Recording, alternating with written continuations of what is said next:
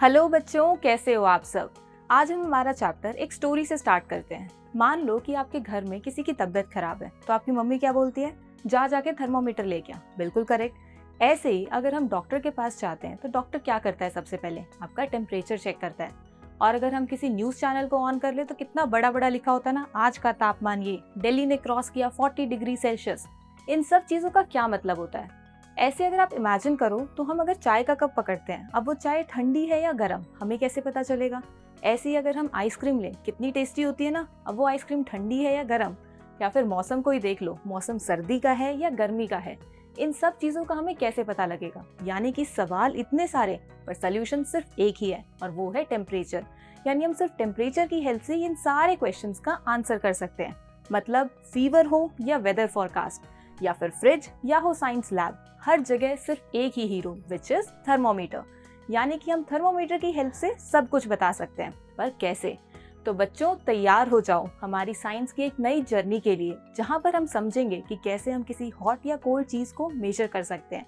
वैसे ही अगर हम देखें कि हम एक छोटी सी स्टिक यानी थर्मोमीटर की हेल्प से कैसे बॉडी और वेदर दोनों चीजों के बारे में बता सकते हैं। So let's begin our chapter temperature and its measurement, जहां पर हम पहले हमारे कॉन्सेप्ट्स को क्लियर करेंगे और उसके बाद उसकी बैक एक्सरसाइज पर मूव करेंगे। लेकिन अगर किसी को डायरेक्टली क्वेश्चन स्टडी करने हैं तो उन सभी के लिए डिस्क्रिप्शन बॉक्स में टाइम स्टैम्प का लिंक गिवन है, आप वहां से डायरेक्टली उन क्वेश्चंस को डिस्कस कर सकते हो, स्टडी कर सकते हो। बट मैं आपको रिकमेंड करूंगी कि पहले आप अपने कॉन्सेप्ट्स को क्लियर करो और फिर ही बैक एक्सरसाइज पर मूव करो, ताकि आप और अच्छी क्लैरिटी के साथ उन क्वेश्चंस को अटेम्प्ट कर सको। So let's begin our chapter temperature and its measurement. अब यहाँ पर इस चैप्टर को स्टार्ट करने से पहले आपके पास इस हेडिंग के अंदर दो वर्ड्स हैं, एक टेम्परेचर और दूसरा मेजरमेंट। तो वन बाय वन करके हम दोनों वर्ड्स को समझते हैं ताकि हम ओवरऑल चैप्टर को समझ सकें। तो जब भी हमारे सामने वर्ड टेम्परेचर आता है तो इसे हम किससे लिंक करते हैं? हमारे दिमाग में सीधा इसका एक हिंदी वर्जन आता है, तापमान। यानी कि क्या चीज़ गर्म है, क्या चीज़ ठंडी है, इसे हम लोग आइडेंटिफाई कर सकते हैं टेम्परेचर के हेल्प से। जैसे फॉर एग्जाम्पल आप सबको अगर फीवर हुआ है तो आपको पता होगा कि फीवर में क्या होता है, हमें गरम गरम फील होती है हमारी बॉडी। बिल्कुल करेक्ट। वैसे ही अगर हम किसी ठंडी चीज़ को हाथ लगाते हैं तो हमें कैसे लगता है? वो बहुत ठंडा ठंडा सा फील होता है। ऐसे अगर मैं किसी गर्म चीज़ को हाथ लगाती हूँ तो मुझे बहुत गर्म फील होता है। तो ये जो चीज़, आप ठंडी चीज़ को हाथ लगाने से आपको ठंडा फील हो रहा है, गर्म चीज़ को हाथ लगाने से गर्म फील हो रहा है। फीवर में आपकी बॉडी खुद को आपको बहुत गर्म गर्म फील होता है, ऐसे गर्मी सी फील होती है बॉडी के अंदर। या फिर अगर आपको कोई और टच करता है तो वैसे बोलता है कि आपकी बॉडी तो बहुत ज़्यादा गर्म हो रखी है, तुम्हें फीवर है, तुम्हें बुखार है। तो उसे क्या पता लगता है इस चीज़ में? वो टच करके क्या आइडेंटिफाई करने की कोशिश करता है, क्या चीज़ पता करने की कोशिश करता है? तो वो वहाँ पर देखने की कोशिश करता है कि आपका टेम्परेचर कितना है। जैसे आपने नोटिस करा होगा कि जब भी हम डॉक्टर के पास जाते हैं और ये बोलते हैं कि हमें फीवर था, तो डॉक्टर आपसे ये नहीं पूछता कि आपको कैसे पता लगा फीवर था। आप बोलोगे कि मैंने गरम हाथ लगाया तो गरम लगा तो फीवर था। ये चीज़ नहीं आंसर करनी होती है वहाँ पर। हम क्या बोलते हैं कि मुझे फीवर था, मैंने देखा था कि 101 है, 102 है, हम ऐसे बताते हैं। अब ये जो हम 101 या 102 बोल रहे हैं, ये 101 102 क्या है? ये एक्चुअली आपके टेम्परेचर की वैल्यू है। यानी कि हम यहाँ पर टेम्परेचर को नोट करके लेके जाते हैं डॉक्टर के पास कि ये मेरे पास टेम्परेचर मेरी बॉडी का आया था जब मेरे बॉडी को फीवर था। तो ये जो हम टेम्परेचर को नोट कर रहे हैं, ये एक्चुअली हम इस टेम्परेचर को मेजर कर रहे हैं। तो यहाँ पर हम क्या करें? टेम्परेचर की मेजरमेंट। तो यहाँ हम चैप्टर में क्या डिस्कस करने वाले हैं? टेम्परेचर और उसकी मेजरमेंट। तो सबसे पहले तो इस मेजरमेंट वर्ड को सुनकर आप सभी के दिमाग में क्वेश्चन आना चाहिए कि मेजरमेंट मैम हमें टेम्परेचर की करने की जरूरत ही क्या पड़ी? क्योंकि हम अगर टेम्परेचर को देखें तो हम तो हाथ लगा के चीज़ों को बता सकते हैं कि ये चीज़ ठंडी है, ये चीज़ गर्म है। जैसे फॉर एग्जाम्पल हमने फीवर में हमारी बॉडी को हाथ लगा के टच करके पता कर लिया कि हमारी बॉडी गर्म है, तो हमें पता लग रहा है कि फीवर है। वहीं पर अगर हम किसी ठंडी चीज़ को, आइस को हाथ लगाते हैं तो हमने उसको हाथ लगा के देखा कि वो ठंडा लग रहा है, तो वो ठंडी है। तो ऐसे हम चीज़ों को हाथ लगा के टच करके पता कर सकते हैं कि क्या चीज़ ठंडी है, क्या चीज़ गर्म है। पर क्या आप हमेशा अपनी इस सेंसेस के ऊपर डिपेंड कर सकते हो? अपनी टच की वैल्यू सेंस पे डिपेंड कर सकते हो कि अगर मैं किसी चीज़ को हाथ लगाऊं या टच करूं तो मुझे पता लग जाएगा कि ये चीज़, इस बॉडी का टेम्परेचर कैसा है, ठंडा है या गर्म है? वो चीज़ हम यहाँ पर एक एक्टिविटी की हेल्प से समझते हैं। अब यहाँ मैंने क्या करा, मैंने यहाँ पर 3 जार्स कंसिडर करे जिसमें मैंने तीनों में अलग अलग वाटर फिल कर दिया। एक में मैंने वार्म वाटर यानी गर्म पानी डाल दिया, दूसरे में मैंने टैप वाटर यानी नॉर्मल जो आपके टैप में पानी आता है वो डाल दिया, और थर्ड जार में मैंने आइस कोल्ड वाटर यूज़ करा, यानी कि यहाँ पर मैंने बर्फ वाला पानी डाला। तो इन चीज़ों को देख के मैं ये चीज़ तो बता सकती हूँ कि ये काफ़ी ठंडा मिलेगा, ये थोड़ा गर्म मिलेगा और ये नॉर्मल मिलेगा। बिल्कुल करेक्ट। हम अपने पानी को ऐसे देख के बता सकते हैं, हाथ लगा के बता सकते हैं। अब हम यहाँ पर एक एक्टिविटी करते हैं। लेट से आपने क्या करा एक हाथ आपने इसमें डाल दिया और दूसरा हाथ आपने इसमें डाल दिया। अब जब आप अपने दोनों हाथों को अलग अलग जार में डाल रहे हो तो आपको क्या फील होगा? आप जब उसे जार 1 में फिल कर डालोगे, यानी जार ए में डालोगे अपने एक हाथ को, तो आपको फील होगा कि गरम गरम सा पानी है, ये गरम लग रहा है मुझे, तो ये मुझे गरम हॉटनेस की इंडिकेशन देगा। वहीं अगर मैं अपने दूसरे हाथ को देखूं जो कि सी जार के अंदर है, वहां पर मेरे पास है आइस कोल्ड वाटर, यानी कि काफी ठंडा पानी है, तो मुझे यहाँ पर कोल्डनेस फील होगी मेरे हाथ पे। यानी मुझे अब एक ही बॉडी, मेरी बॉडी के अंदर ठंडा और गर्म दोनों चीज फील हो रही है। अब मैंने क्या करा, यहाँ मैंने दोनों को देख लिया, मैंने बोला कि ये वाला गर्म पानी का जार है और ये ठंडे पानी का जार है, बिल्कुल करेक्ट। लेकिन अब ये बोला गया कि अब आप अपने दोनों हाथों को निकाल के इस बीच वाले जार में डाल दो। तो आपने पहले यहाँ से दोनों हाथों में से दोनों हाथों को निकाला और इसमें एक साथ डाल दिया। अब जब आप इसमें एक साथ डाल रहे हो तो आपको कैसा लगेगा? आपको जो पानी आपको ठंडा लग रहा था, अब वो यहाँ पर आके आपको गर्म लगने लगेगा। यहाँ पर ठंडा लग रहा था, आपका हाथ ठंडा हो गया था, लेकिन जैसे ही आप उसे एक नॉर्मल वाटर के अंदर लेके जाओगे तो आपको थोड़ा सा गरम गरम फील होगा। वहीं आपके पास अगर यहाँ पर आपने गर्म पानी में जो हाथ डाला हुआ था, वो उसमें आपका हाथ गर्म हो गया था। तो जब आप यहाँ पर उसे दूसरे बी जार में डालोगे उस हाथ को, तो आपको यहाँ पर ठंडा ठंडा फील होगा, क्योंकि अब ये टेम्परेचर कैसा है? नॉर्मल टेम्परेचर है। यानी कि हम यहाँ पर क्या देख रहे हैं कि जब मेरे पास हाथ गर्म पानी में था तो मेरा हाथ गर्म हो गया था, क्योंकि हम गर्म पानी से जब नहाते हैं तो हमारी बॉडी गर्म हो जाती है ना। तो अगर मैंने हाथ गर्म पानी में डाला तो मेरा हाथ गर्म हो गया, और उसे जब मैं नॉर्मल पानी में लेकर जा रही तो मुझे वो चीज़ ठंडी फील हो रही, क्योंकि इससे ज़्यादा वो ठंडा है। वहीं अगर मैं यहाँ देखूंगी तो ये मेरे पास क्या है? ठंडा पानी। यहाँ मैंने हाथ डाला तो मेरा हाथ ठंडा हो गया, लेकिन जब मैं इस हाथ यहाँ से हाथ को निकाल के इधर बी जार में डाल रही हूँ तो ये वाला पानी इससे कम ठंडा है, तो मुझे यहाँ पर थोड़ा गरम गरम फील होगा। यानी अब मुझे एक ही जार ठंडा भी फील हो रहा है, गर्म भी फील हो रहा है। ये कैसे पॉसिबल है? तो इसमें मैं बता नहीं पा रही हूँ कि इसमें ठंडा पानी है या गर्म पानी है। तो यहाँ पर हमारे पास क्या आता है? कंफ्यूजन क्रिएट हो जाती है हमारी टच को यूज करके। हम टच करके चीज़ों को नहीं बता पा रहे हैं, क्योंकि अभी हमने क्या करा, दोनों को अलग अलग जगह से लेकर आए। तो इसका क्या मतलब है कि हमें यहाँ पर कुछ ना कुछ एक स्टैंडर्ड वैल्यू को यूज करना पड़ेगा। और वहां पर वो स्टैंडर्डाइजेशन की जब भी बात आती है कि अब हमें यहाँ पर थोड़ा प्रिसाइज यानी एक्यूरेट रिजल्ट्स की बात करनी है कि इस बॉडी का या इस पानी का टेम्परेचर कितना है, तो वहां पर मेजरमेंट की वैल्यू आती है। यानी कि अब हमें यहाँ पर चीज़ों को मेजर करके बताना पड़ेगा कि इसका टेम्परेचर इतना है, इसका इतना है और इसका इतना है, ताकि हम इजीली बता सके क्या चीज़ गर्म है, क्या चीज़ ठंडी है।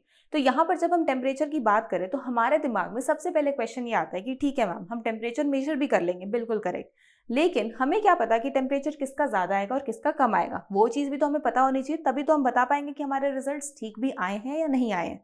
तो इसको आप ऐसे नोटिस करो, जब आपको फीवर होता है तो आप फीवर होने पे अपना टेम्परेचर नोट करते हो, तो आपको क्या टेम्परेचर मिलता है? 101, 102, 103, ये टेम्परेचर्स मिलते हैं। 100 डिग्री मिलता है, तो आप डॉक्टर को जाके बताते हो कि इतना टेम्परेचर है। लेकिन वहीं पर अगर आप अपनी नॉर्मल बॉडी को टेम्परेचर को चेक करते हो तो उसमें आपको इतना टेम्परेचर नहीं आता, 100 से नीचे आता है।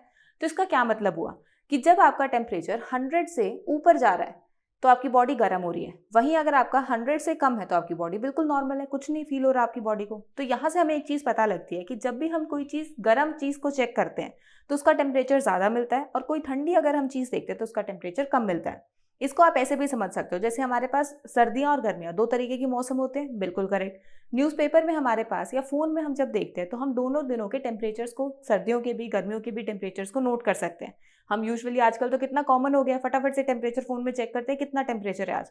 कोई पूछेगा आज कितनी गर्मी है तो बोलोगे आज तो इतनी गर्मी है, इतना ज़्यादा टेम्परेचर था आज। तो इसका क्या मतलब हुआ कि जब भी गर्मी ज़्यादा होती है तो उसमें हमें टेम्परेचर ज़्यादा मिलता है। आपने नोटिस करा होगा कि गर्मियों में आपको 40 डिग्री सेल्सियस, 40 डिग्री, 44 डिग्री ये सब देखने को मिलते हैं।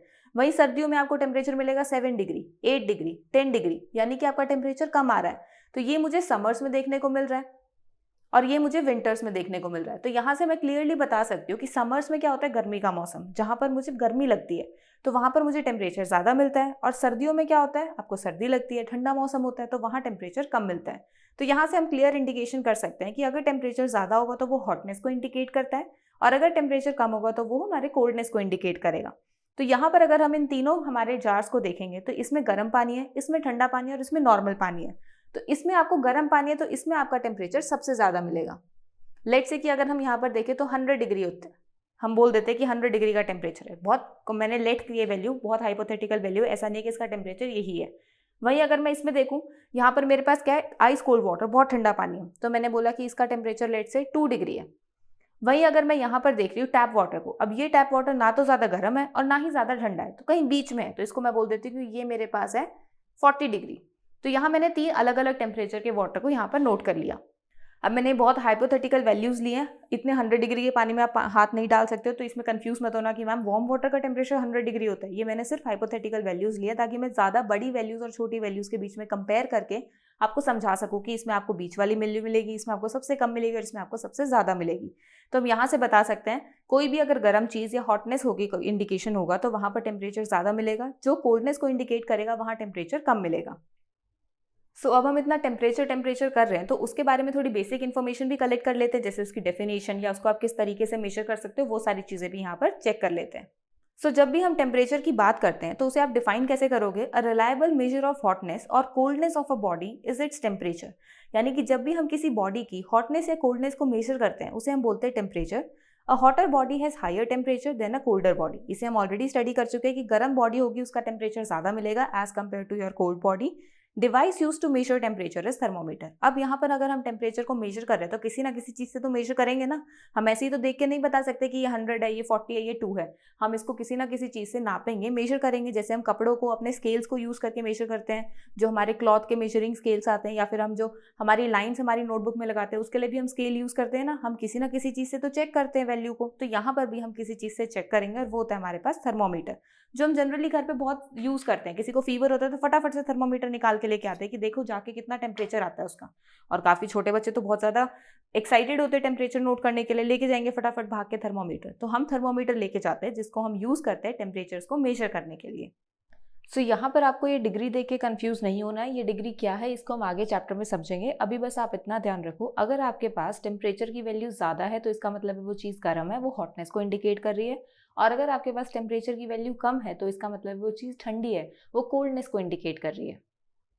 तो आपके थर्मोमीटर भी दो तरीके के होते हैं। कौन से तरीके के होते हैं उन्हें हम अब यहाँ पर डिस्कस करेंगे। हमारे पास दो तरीके के थर्मोमीटर होते हैं। एक होता है आपका क्लिनिकल थर्मोमीटर, दूसरा होता है लेबोरेटरी थर्मोमीटर। क्लिनिकल थर्मोमीटर वो थर्मोमीटर होता है जिसे आप घर में यूज़ करते हो या फिर जो डॉक्टर्स यूज़ करते हैं आपके टेम्परेचर को चेक करने के लिए। फीवर होता है जब चेक करते हैं हम टेम्परेचर।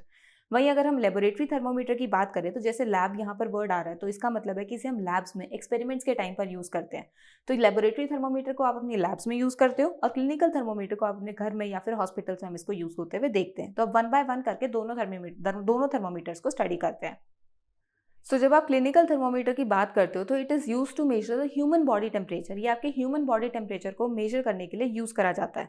इसके दो टाइप होते हैं, विच इज़ डिजिटल थर्मोमीटर और मर्क्यूरी थर्मोमीटर। अब आजकल हम डिजिटल थर्मोमीटर ज़्यादा यूज़ करते हैं तो आप सबको घरों में डिजिटल थर्मोमीटर देखने को मिलेगा, लेकिन पहले मर्क्यूरी थर्मोमीटर काफ़ी ज़्यादा यूज़ होते थे। डिजिटल थर्मोमीटर कुछ इस तरीके का होता है जिसमें आपके पास यहाँ पर एक स्क्रीन होती है जिसपे आप जब बटन प्रेस करते हो तो आपको यहाँ पर कुछ वैल्यूज़ दिखती हैं। अब इन वैल्यूज़ को हम चेक करते हैं जब टेम्परेचर नोट करा जाता है। आप यहाँ पर क्या करोगे, इस थर्मोमीटर को यूज़ करोगे, उसके जो भी पेशेंट है उसको अंडर आर्म्स के अंदर, उसको आर्म पिट में यूज़ करोगे इसके लिए, या फिर उसके मुंह पे लगाओगे जीभ के नीचे।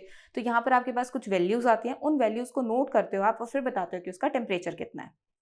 तो ये तो हमारे पास डिजिटल थर्मोमीटर हो जाता है। ऐसे ही हमारे पास एक और थर्मोमीटर होता है विच इज़ मर्करी थर्मोमीटर, जो आपको आपकी स्क्रीन पर दिख रहा होगा। कुछ इस तरीके का थर्मोमीटर होता है जहां पर क्या होता है आपके पास उस थर्मोमीटर के अंदर जो है ना मरकरी फिल होता है, इसी वजह से उसे मरकरी थर्मोमीटर बोला जाता है।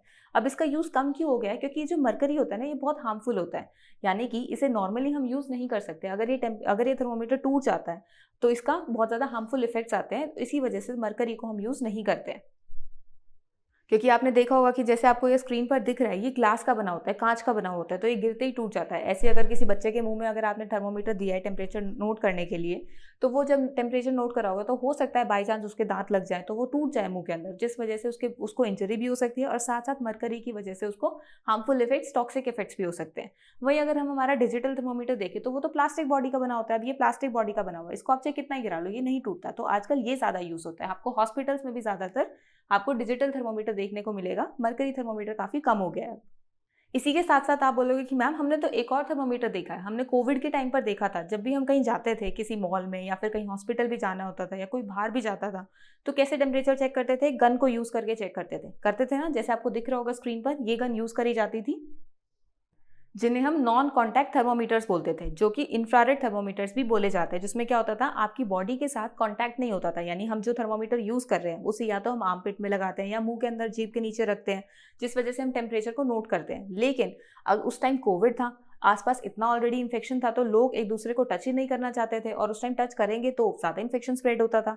तो उस टाइम पर कुछ इस तरीके से डिवाइसेज यूज़ करे जाते थे ताकि जो इन्फेक्शन है वो स्प्रेड ना हो। थोड़े से डिस्टेंस से आप उस टेम्परेचर को नोट कर सकते थे। तो गन को पॉइंट करा जाता था आपकी बॉडी की तरफ, और गन के अंदर क्या होता था, उसके अंदर वैल्यू आ जाती थी उस डिवाइस के अंदर, जिसको हम बोलते हैं इंफ्रारेड थर्मोमीटर।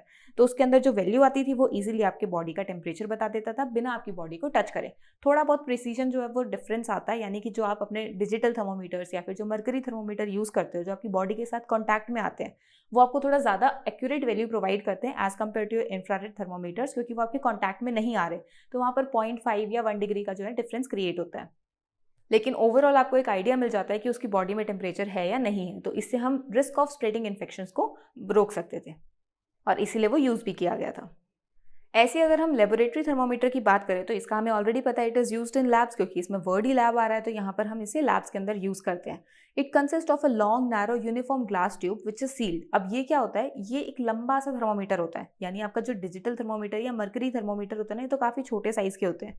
जो आपका लेबोरेटरी थर्मोमीटर होता है थोड़ा लंबे साइज़ का होता है, जिसके अंदर आपको ग्लास की ट्यूब देखने को मिलती है, जैसे मर्करी थर्मोमीटर में होता है। यानी इसके अंदर भी ग्लास की ट्यूब होती है जो कि सील्ड होती है। ये भी सील्ड होता है क्योंकि अगर ग्लास की ट्यूब है उसके अंदर कुछ डाला हुआ है, जैसे इसमें मर्करी था तो इसमें भी कुछ ना कुछ लिक्विड होगा जो कि उसके टेम्परेचर को नोट करने में हेल्प करता है हमें। तो वो जो नोट करने में हेल्प कर रहा है वो लिक्विड बाहर ना आए, तो इस वजह से उसे सील करा जाता है। आपको स्क्रीन पर दिख रहा होगा कुछ इस तरीके से आपको ये थर्मोमीटर दिखता है, लेबोरेटरी थर्मोमीटर, जिसके अंदर आपको ये पूरी की पूरी एक लंबा सा थर्मोमीटर देखने को मिलता है। अब इस लंबे से थर्मोमीटर में आप देख पा रहे हो कि नीचे की तरफ आपको एक बल्ब दिख रहा है। बल्ब दिखने का मतलब क्या, आपको एक मोटा सा यहाँ पर एंड दिख रहा है। वहीं अगर आप अपने मर्करी थर्मोमीटर में देखोगे वो पतला है, यहाँ पर थोड़ा सा मोटा एंड है। तो यही दोनों में थोड़ा सा डिफरेंस होता है। प्लस इसके साथ आप देखोगे कि इसमें बीच में ना एक रेड लाइन होती है। ये जो रेड लाइन है ना, ये लिक्विड की रेड लाइन होती है। ये जितना टेम्परेचर होता है उतना ज़्यादा ये राइज करता है। तो यहाँ पर हमारे पास ये जो लिक्विड यूज़ होता है या तो अल्कोहल यूज़ होता है या फिर मर्करी यूज़ होता है। तो यहाँ पर हम क्या देखते हैं कि at one end of the tube is a bulb which contains liquid which is alcohol और मर्करी। हम इन दोनों में से कोई एक लिक्विड यूज़ करते हैं हमारे लेबोरेटरी थर्मोमीटर के अंदर। Outside the bulb is a tube, a narrow column of liquid can be seen. आपके जो उस बल्ब के बाहर, यानी आपने देखा है कि एक बल्ब, और उस बल्ब को बाहर से लेकर ऊपर तक एक पूरी की पूरी ट्यूब से कवर कर रखा होता है विच इज़ योर ग्लास ट्यूब। तो उस ग्लास ट्यूब के अंदर वो एक नैरो लिक्विड का कॉलम होता है। नैरो लिक्विड का कॉलम का क्या मतलब है, पतली सी एक लिक्विड की लाइन होती है। जैसे आपने रेड लाइन देखी है ना यहाँ पर, तो एक पतली सी रेड लाइन होती है जो कि क्या करता है, लिक्विड को राइज और फॉल होने में हेल्प करता है। उस कॉलम के अंदर लिक्विड राइज या फॉल होता है। द लिक्विड कॉलम राइज और fall with change in temperature.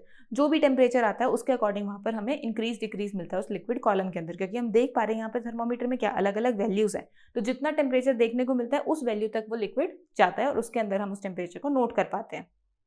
अब हमने यहाँ पर हमारे दोनों टेम्परेचर थर्मोमीटर्स को तो डिस्कस कर लिया है। अब यहाँ पर हम देखते हैं कि इन थर्मोमीटर से जो हमारे पास वैल्यू आती है टेम्परेचर की, उसे हम कैसे मेजर करते हैं। यानी हमारे पास ये जो वैल्यूज़ आ रही हैं इन्हें हम किन यूनिट्स के अंदर मेजर कर सकते हैं। जैसे फॉर एग्जांपल अगर हम हमारे लाइन के डिस्टेंस को देखते हैं, जैसे अगर आपने यहाँ पर एक लाइन लगाई और उसको अगर आप मेजर करो कि कितना हमारे पास वैल्यू आ रही है इसकी, तो हम उसे सेंटीमीटर्स में, ऐसे ही कपड़ों को मीटर्स में एक्सप्लेन करते हैं कि 4 मीटर कपड़ा है, 2 मीटर कपड़ा है, या फिर हमारे पास हमारे नोटबुक में हमने 10 सेंटीमीटर की लाइन लगाई है, 5 सेंटीमीटर की लाइन लगाई है। तो सब चीज़ें जो आ रही हैं हम एक वैल्यू यूज़ कर रहे हैं और उसके साथ में एक यूनिट यूज़ कर रहे हैं। तो वो जो यूनिट है वो हमारे उस प्रॉपर्टी को, जो भी हमने वैल्यू यहाँ पर बताई है, उसको डिफाइन करता है कि किस चीज़ के बारे में बताया है। जैसे अगर हम मीटर, सेंटीमीटर, किलोमीटर बताते हैं तो इसका मतलब हम किसी लेंथ के बारे में बता रहे हैं।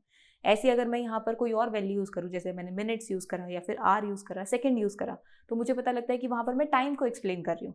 तो ऐसे जब हम थर्मोमीटर को बताते हैं तो हमारे पास अलग अलग वैल्यूज़ आते हैं, तो वो भी हमें यहाँ पर बतानी है। तो जब भी हम थर्मोमीटर की मेजरमेंट की बात करते हैं तो different scales of measuring temperature हमारे सामने आता है। हम उस थर्मोमीटर के अंदर जो टेम्परेचर मेजर करते हैं उसे हम अलग अलग स्केल्स में, अलग अलग यूनिट्स में मेजर कर सकते हैं। सो हमारे पास 3 यूनिट्स होती हैं टेम्परेचर को मेजर करने के लिए, which is Celsius scale, Fahrenheit scale and kelvin scale. और भी हमारे पास वैल्यूज़ होती हैं और भी स्केल्स होते हैं जिनको हम यूज़ करते हैं टेम्परेचर को मेजर करने के लिए, बट वो स्केल्स आपके सिलेबस में नहीं है। आपके सिलेबस में सिर्फ और सिर्फ ये 3 यूनिट्स हैं, यही 3 स्केल्स हैं। अब जब भी हम सेल्सियस स्केल की बात करते हो तो आप डिग्री सी यानी डिग्री सेल्सियस में रिप्रेजेंट करते हो। तो आपको ये ध्यान रखना है कि जब भी आप सेल्सियस स्केल, कहीं पर भी वर्ड सेल्सियस यूज़ करोगे तो उसमें आप कैपिटल सी यूज़ करोगे, या फिर अगर आप उसे डिग्री सेल्सियस में भी लिख रहे हो तो वहाँ पर भी आप डिग्री को तो डी को स्मॉल से रिप्रेजेंट करोगे, और जो आपके पास सेल्सियस है इसका सी आप कैपिटल से रिप्रेजेंट करोगे। या फिर अगर आप उसे इस तरीके से रिप्रेजेंट करोगे तो डिग्री और कैपिटल सी यूज़ करोगे। यानी अगर आप किसी भी टेम्परेचर को बोलोगे सेल्सियस के अंदर, जैसे बोलते हो आप 37 डिग्री सेल्सियस, तो आपको उसको इस तरीके से रिप्रेजेंट करना है। या फिर अगर आप उसमें डिग्री सेल्सियस लिख रहे हो तो 37 के बाद डिग्री सेल्सियस, जिसमें डी छोटा आएगा और सी का आपका कैपिटल लेटर आएगा। ऐसे अगर हम फ़ारेनहाइट स्केल की बात करते हैं तो उसे हम डिग्री एफ से रिप्रेजेंट करते हैं या फिर डिग्री फ़ारेनहाइट। यहाँ पर भी सेम, आपको फ़ारेनहाइट के लिए एफ कैपिटल यूज़ करना है, डिग्री के लिए डी स्मॉल यूज़ करना है, और जब डिग्री एफ से रिप्रेजेंट करोगे उसे तो एफ आपको कैपिटल यूज़ करना है। वहीं जब हम केल्विन स्केल की बात करते हैं तो यहाँ पर हम सिर्फ इसे केल्विन या फिर के वर्ड से रिप्रेजेंट करते हैं। ये ध्यान रखना है आपको, यहाँ पर डिग्री यूज़ नहीं करना। तो आपको इन तीनों स्केल्स के अंदर डिफरेंस ध्यान होना चाहिए कि यहाँ पर डिग्री डिग्री यूज़ करा जाता है, लेकिन यहाँ केल्विन के अंदर आपको डिग्री यूज़ नहीं करना है। तो ये आपके पास 3 डिफरेंट स्केल्स आते हैं, 3 डिफरेंट यूनिट्स आते हैं टेम्परेचर को मेजर करने के लिए, जिसे हम यूज़ करते हैं हमारे टेम्परेचर की वैल्यूज़ को प्रॉपरली डिफाइन करने के लिए। अगर आपने वहाँ पर टेम्परेचर को सिर्फ 37 डिग्री यूज़ कर दिया, यहाँ पर आप अपना एक्सप्लेन नहीं कर पा रहे हो कि आपने इसे सेल्सियस में मेजर करा है या फ़ारेनहाइट में मेजर करा है, तो आपको ये पता होना चाहिए कि हम यहाँ पर इसके बाद हमारी वैल्यू में सेल्सियस या फ़ारेनहाइट जो भी हम यूनिट यूज़ कर रहे हैं वो हम रिप्रेजेंट करेंगे, ताकि हम क्लियर इंडिकेशन दे सके कि हमने जो टेम्परेचर है ये सेल्सियस में मेजर करा है या फिर हमने फ़ारेनहाइट में मेजर करा है या फिर हमने केल्विन में मेजर करा है। तो अब हम 1 बाय 1 करके इन सारे यूनिट्स को देखते हैं कि हमें किस यूनिट के अंदर किस तरीके से टेम्परेचर चेंजेस देखने को मिलते हैं, क्योंकि अगर हम अलग अलग यूनिट्स यूज़ कर रहे हैं तो उसमें अलग अलग वैल्यूज़ भी मिलेंगी हमें। जैसे अगर हम हमारे सेंटीमीटर्स के टाइम पर मीटर, हमारे लेंथ के टाइम पर मीटर, सेंटीमीटर, किलोमीटर यूज़ करते थे ना, तो हम क्या बोलते थे कि अगर हम कोई किलोमीटर की बात करेंगे तो हम 10 किलोमीटर्स अगर वो बोल रहे हैं, तो वहीं अगर उसे हम मीटर में करेंगे तो वो 10 इंटू 1000 हो जाता है, यानी 10,000 मीटर हो जाता है। और वहीं अगर मैं इसे सेंटीमीटर में करूंगी तो 10 इंटू 1000 जो आपके पास मीटर था, इसे आप 100 से मल्टीप्लाई करोगे, ये सेंटीमीटर में हो जाता है, यानी मेरे पास तीनों में अलग अलग वैल्यू आ रही है। ऐसे अगर हम टाइम में देखेंगे तो टाइम अगर मैं 1 आवर लूँ, इसी 1 आवर के अंदर अगर मैं मिनट्स की बात करूँ तो वो 60 मिनट्स हो जाते हैं। और वहीं यहीं पर अगर मैं उसके सेकंड्स की बात करूँ तो 60 इंटू 60 आपके सेकंड्स हो जाते हैं, विच इज़ 3600 सेकंड्स। तो इस तरीके से हम यहाँ पर अलग अलग यूनिट्स के अंदर अलग अलग वैल्यूज़ को देखते हैं। तो अगर मैं यहाँ पर भी अलग अलग यूनिट्स को यूज़ कर रही हूँ तो मैं यहाँ पर भी अलग अलग वैल्यूज़ को नोट करूँगी। तो मैं 1 बाय 1 करके यहाँ पर सेल्सियस, फ़ारेनहाइट और केल्विन स्केल को डिफाइन करने वाली हूँ। तो आप 1 बाय 1 करके इसको समझना। लेकिन उससे पहले आपको टेम्परेचर किस तरीके से मेजर करा जाता है वो आपको समझने की ज़रूरत है, ताकि आप इजीली अपने टेम्परेचर्स को नोट कर सको। तो जब भी हम एक थर्मोमीटर यूज़ करते हैं तो थर्मोमीटर, जैसे हमारे पास ये थर्मोमीटर है, जब भी आप थर्मोमीटर यूज़ करोगे आपको ये ध्यान रखना है कि आप पहले इस थर्मोमीटर को आगे से इसकी टिप को वॉश करोगे प्रॉपरली सोप वाटर को यूज़ करके, और फिर इसको क्लीन कपड़े से, क्लीन क्लॉथ से ड्राई करोगे, और उसे फिर ड्राई करने के बाद ही आप यूज़ करोगे, ताकि आपका जो इन्फेक्शन है वो एक बॉडी से दूसरी बॉडी में स्प्रेड ना हो। क्योंकि जब भी हम थर्मोमीटर यूज़ करते हैं तो हमेशा कोई ना कोई आपका पर्सन इल होता है तभी यूज़ करा जाता है। तो ताकि उसने जब ये थर्मोमीटर यूज़ करा है उसकी बॉडी के जो जर्म्स हैं वो इसके ऊपर आ गए, तो हम इसे प्रॉपरली वॉश करके रखते हैं और फिर दोबारा यूज़ करते टाइम भी इसे वॉश करते हैं, ताकि हम इसे किसी को भी इन्फेक्ट ना कर सकें। तो जब भी हम टेम्परेचर को नोट करते हैं तो आपने देखा होगा, जैसे हम यहाँ पर, मैंने ये प्रेस करा, अब इसको प्रेस करने से मेरे पास यहाँ कुछ वैल्यू आ रही है। अब ये जो वैल्यू आ रही है आप यहाँ पर देख रहे हो 98.6, और यहाँ पर आपको एक छोटा सा एफ दिख रहा होगा। अब ये LO आ गया क्योंकि अभी मैंने यहाँ पर इसे यूज़ करना स्टार्ट नहीं करा है, तो वो LO यानी लो वैल्यू को रिप्रेजेंट कर रहा है, यहाँ से उसकी मेजरमेंट स्टार्ट होगी। अब ये जो छोटा सा एफ यहाँ पर ब्लिंक हो रहा है, इस एफ का क्या मतलब है? यहाँ पर हमने क्या देखा है कि हमारे पास यहाँ पे जो सेल्सियस, फ़ारेनहाइट या केल्विन आ रहा था, इसमें हमारे पास ये जो एफ आ रहा है ये क्या है? फ़ारेनहाइट स्केल को रिप्रेजेंट कर रहा है। इसका मतलब कि हम नॉर्मली जो टेम्परेचर्स नोट करते हैं वो हम फ़ारेनहाइट में मेजर करते हैं हमारे थर्मोमीटर के थ्रू। जैसे आप जाके बताते हो ना कि 101 डिग्री या 102 डिग्रीज, वो एक्चुअल में आपके फ़ारेनहाइट की वैल्यूज़ होती हैं। आपको सेल्सियस स्केल के अंदर थोड़ी कम वैल्यूज़ देखने को मिलती है, जैसे 37, 38, 39। वहीं अगर हम फ़ारेनहाइट की बात करते हैं तो वहाँ पर हमें ज़्यादा वैल्यूज़ देखने को मिलती है, जैसे 98, 101, 100, 102। ये जो वैल्यूज़ होती हैं ये फ़ारेनहाइट स्केल की होती हैं। तो हम फ़ारेनहाइट और सेल्सियस में कंफ्यूज ना हो, इसी वजह से मैंने आपको यहाँ पर ये चीज़ बताई है। जैसे अब यहाँ पर, जैसे हम स्टार्टिंग में इसको प्रेस कर रहे हैं तो मेरे पास यहाँ पर वैल्यू आएगी LO, और इसके अंदर अगर मैं इसको टेम्परेचर 98.6, आपने यहाँ पर देखा ना अभी 98.6, इसका क्या मतलब है कि आपको सबसे पहले आपके थर्मोमीटर के अंदर जो डिजिटल थर्मोमीटर्स होते हैं उसमें आपको अपना नॉर्मल टेम्परेचर मिलेगा। हमें हमारी बॉडी का जब हम नॉर्मल टेम्परेचर चेक करते हैं तो हमें वो 97, 98, 98.8 इस तरीके से मिलता है। तो इसका क्या मतलब है कि हमारी बॉडी के नॉर्मल टेम्परेचर रेंजेस हैं, जिसमें हम देखते हैं कि हमारी बॉडी अगर इतना टेम्परेचर शो करे तो हम नॉर्मली हैं, हमें कोई फीवर नहीं है। लेकिन अगर इस रेंज के ऊपर चला जाता है टेम्परेचर तो हमें फीवर हो जाता है। अब ये नॉर्मल बॉडी टेम्परेचर को आप एक एक्टिविटी की हेल्प से भी समझ सकते हो। जैसे फॉर एग्जांपल, लेट से आपने आपके घर में जो आपके 4-5 मेंबर्स हैं उनको कलेक्ट करा, आपके पेरेंट्स, ग्रैंड पेरेंट्स, आपके भाई बहन, आप खुद, और सबका आपने टेम्परेचर नोट करा। जब आप सबका टेम्परेचर नोट कर रहे हो, लेट से आपने यहाँ पर नोट करने लगे, आप सेल्सियस स्केल में मेजर कर रहे हो या फिर आप फ़ारेनहाइट किसी में भी मेजर कर रहे हो, तो यहाँ पर अगर आपने सेल्सियस में मेजर करा तो आपने लेट से किसी का आया 37 डिग्री, किसी का आया 37.3 डिग्री, किसी का आया 38.6 डिग्रीज, किसी का आ रहा है आपके पास 38 डिग्री, किसी का आ रहा है आपके पास 37.8 डिग्री, यानी हमारे पास अलग अलग टेम्परेचर की वैल्यूज आ रही है, किसी का भी सेम नहीं आ रहा। तो यहाँ से हम क्या बता सकते हैं कि हमारा जो टेम्परेचर है वो कहीं ना कहीं 37 और 38 इसी के बीच में हमें दिख रहा है। तो इसका मतलब है कि अगर हम ओवरऑल देखें तो हमारा जो बॉडी का टेम्परेचर है वो 37 से 38 के बीच में रहेगा तो वो नॉर्मल टेम्परेचर है, लेकिन इससे ज़्यादा हो जाएगा तो वो क्या हो जाता है, उसे फीवर होने लग जाता है। तो यहाँ से हम क्या कर सकते हैं, क्या कंक्लूजन निकाल सकते हैं, हमारी बॉडी का क्या नॉर्मल टेम्परेचर है वो हम यहाँ से आइडेंटिफाई कर सकते हैं। तो अब हम 1 बाय 1 करके स्टार्ट करते हैं। सबसे पहले स्टार्ट करेंगे हमारे सेल्सियस स्केल के साथ। जब भी हम सेल्सियस स्केल की बात करते हैं उसे हम डिग्री सी से रिप्रेजेंट करते हैं या फिर डिग्री सेल्सियस से रिप्रेजेंट करते हैं। यहाँ पर हम देखेंगे कि एवरेज नॉर्मल बॉडी टेम्परेचर किसी भी हेल्दी इंडिविजुअल का वो 37 डिग्री आता है। यानी अगर हम नॉर्मल रेंज देखें हमारे टेम्परेचर का वो 37-38 के अराउंड ही रहता है। ये एवरेज मैंने क्यों बोला यहाँ पर, क्योंकि जैसे अभी हमने देखा किसी का 38.2, किसी का 38.8, किसी का 37.8, इस तरीके से अलग अलग टेम्परेचर की वैल्यूज आ रही है। तो यहाँ पर हम एक एवरेज रेंज निकालते हैं जिससे हम बता सकते हैं कि ओवरऑल हमारे बॉडी का टेम्परेचर 37 के आसपास देखने को मिलता है। तो इसमें अगर हम देखें ये तो हमारे पास 37 हमारा नॉर्मल टेम्परेचर है, लेकिन अगर इससे ऊपर जाए या इससे कम जाए, कितना कम या कितना ऊपर जाए वो अब हमें देखना होता है। तो अगर हम रेंज ऑफ टेम्परेचर देखें ह्यूमंस के केस में तो 35 से 42 डिग्री सेल्सियस के बीच में आपको ह्यूमंस के टेम्परेचर रेंज देखने को मिलता है, जिसमें हम क्या बोल रहे हैं कि अगर 37 या 38 से टेम्परेचर ऊपर जाता है तो इसका मतलब है कि उसे फीवर है। यानी अगर किसी का टेम्परेचर 39 डिग्री सेल्सियस है, 41 डिग्री सेल्सियस है या 42 डिग्री सेल्सियस है तो उसका मतलब है कि उसे हाई फीवर है। तो इस तरीके से हम उसके फीवर को डिटेक्ट कर सकते हैं। अब यहाँ पर अगर हम टेम्परेचर की बात कर रहे हैं तो जब भी हम टेम्परेचर के बारे में बात करते हैं तो हमारी बॉडी का टेम्परेचर अलग अलग फैक्टर्स पे डिपेंड करता है।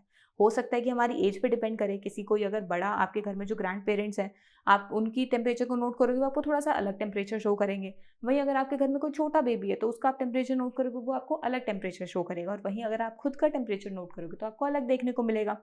तो आप बोलोगे कि मैम अभी तो आपने बताया कि एवरेज नॉर्मल टेम्परेचर 37 है, तो हम अगर हेल्दी इंडिविजुअल्स का अलग अलग हेल्दी बॉडी का देख रहे हैं, चाहे वो थोड़ा सा बूढ़ा क्यों ना हो या बिल्कुल बच्चा क्यों ना हो या मेरी एज का क्यों ना हो, अलग अलग देखने को क्यों मिलता है, तो उसके पीछे रीज़न होता है। वो रीज़न क्या होता है कि हमारा जो ह्यूमन बॉडी का टेम्परेचर है ना वो अलग अलग फैक्टर्स पे डिपेंड करता है। The body temperature is influenced by various factors like age, time of day and activity level। यानी कि आपकी एज क्या है, आप किस टाइम टेम्परेचर को मेजर कर रहे हो। जैसे अगर आप दोपहर में मेजर करते हो, दोपहर में ऑलरेडी गर्मियों के टाइम पे इतनी गर्मी होती है, हमें गर्मी लग रही होती है तो हमारा थोड़ा सा ज़्यादा टेम्परेचर आ जाता है, तो वहाँ पर हम बोलते हैं कि थोड़ा ज़्यादा टेम्परेचर आया नॉर्मल बॉडी टेम्परेचर से। या फिर एक्टिविटी लेवल, आपकी बॉडी कितनी एक्टिव है उसके अकॉर्डिंग, जैसे आप बाहर खेल के आते हो तो आपको गर्मी नहीं लगती, तो इसका मतलब है कि जब हम ज़्यादा एक्टिविटी करते हैं तो हमारी बॉडी क्या है, हीट रिलीज़ करती है। तो जब हम ज़्यादा हीट रिलीज़ करने लग जाते हैं, जब ज़्यादा एक्टिव हो जाते हैं तो उस टाइम पर हमें थोड़ा सा हाई लेवल ऑफ टेम्परेचर मिलता है। वहीं अगर कोई लेस एक्टिव होगा तो उसमें कम लेवल ऑफ टेम्परेचर मिलेगा। तो इससे आप रिलेट कर सकते हो कि बच्चों में और बड़ों में या आपकी एज में अलग अलग टेम्परेचर देखने को क्यों मिलता है। जैसे अगर हम बच्चों की बात करें, children have slightly higher body temperature because young people या किड्स की जब हम बात करते हैं are more active and have high metabolic rates, so they produce more heat. तो जब भी हम बच्चों की बात करेंगे उनका अगर आप बॉडी टेम्परेचर चेक करोगे तो आपको थोड़ा सा ज़्यादा मिलेगा 37 से।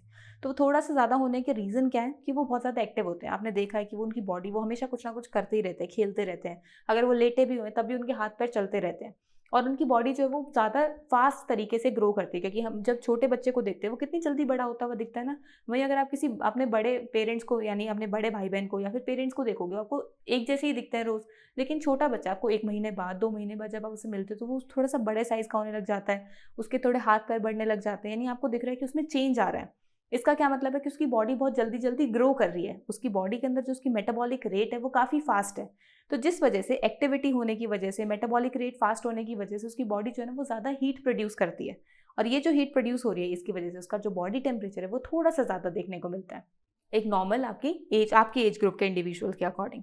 वहीं अगर हम थोड़े से बड़े इंडिविजुअल्स के पास जाएं, थोड़े हमारे ओल्ड इंडिविजुअल्स के पास जाएं, whereas on the other hand activity and metabolic rate decreases with age. जब भी हम एज की बात करें, जैसे आपने देखा होगा आपके दादा दादी इतने एक्टिव नहीं है जितने आपके पेरेंट्स एक्टिव है, या फिर आपके इतने पेरेंट्स एक्टिव नहीं जितने आप खुद एक्टिव हो। आप सारा दिन खेलते कूदते रहते हो, आपके पेरेंट्स तो ऐसे नहीं करते। तो इसका क्या मतलब है कि एज के अकॉर्डिंग क्या होता है, एक्टिविटी कम होने लग जाती है और उसी के साथ साथ मेटाबॉलिक रेट भी कम होने लग जाता है। क्योंकि जैसे मैंने आपको बताया कि हम पेरेंट्स के अंदर इतनी जल्दी चेंज को नहीं देख पाते, वो हमें आज कल परसों 1 महीने बाद 2 महीने बाद ऐसे ही दिखते हैं, लेकिन बच्चे ज़्यादा जल्दी बड़े हो जाते हैं। तो इसका क्या मतलब है कि उनका मेटाबॉलिक रेट जो है वो धीरे धीरे चल रहा है।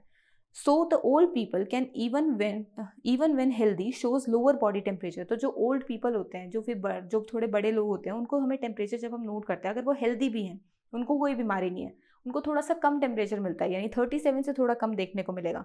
क्यों कम देखने को मिलता है? क्योंकि स्लो मेटाबॉलिक रेट या कम एक्टिविटी होने की वजह से उनकी बॉडी जो है वो लेस हीट प्रोड्यूस करती है, और इसी वजह से हमें उनके अंदर ज़्यादा टेम्परेचर देखने को नहीं मिलता है। सो इस तरीके से हम चिल्ड्रन के टेम्परेचर और ओल्ड एज टेम्परेचर को आइडेंटिफाई कर सकते हैं कि क्यों हमें किसी में ज़्यादा, किसी में कम या किसी में नॉर्मल देखने को मिलता है।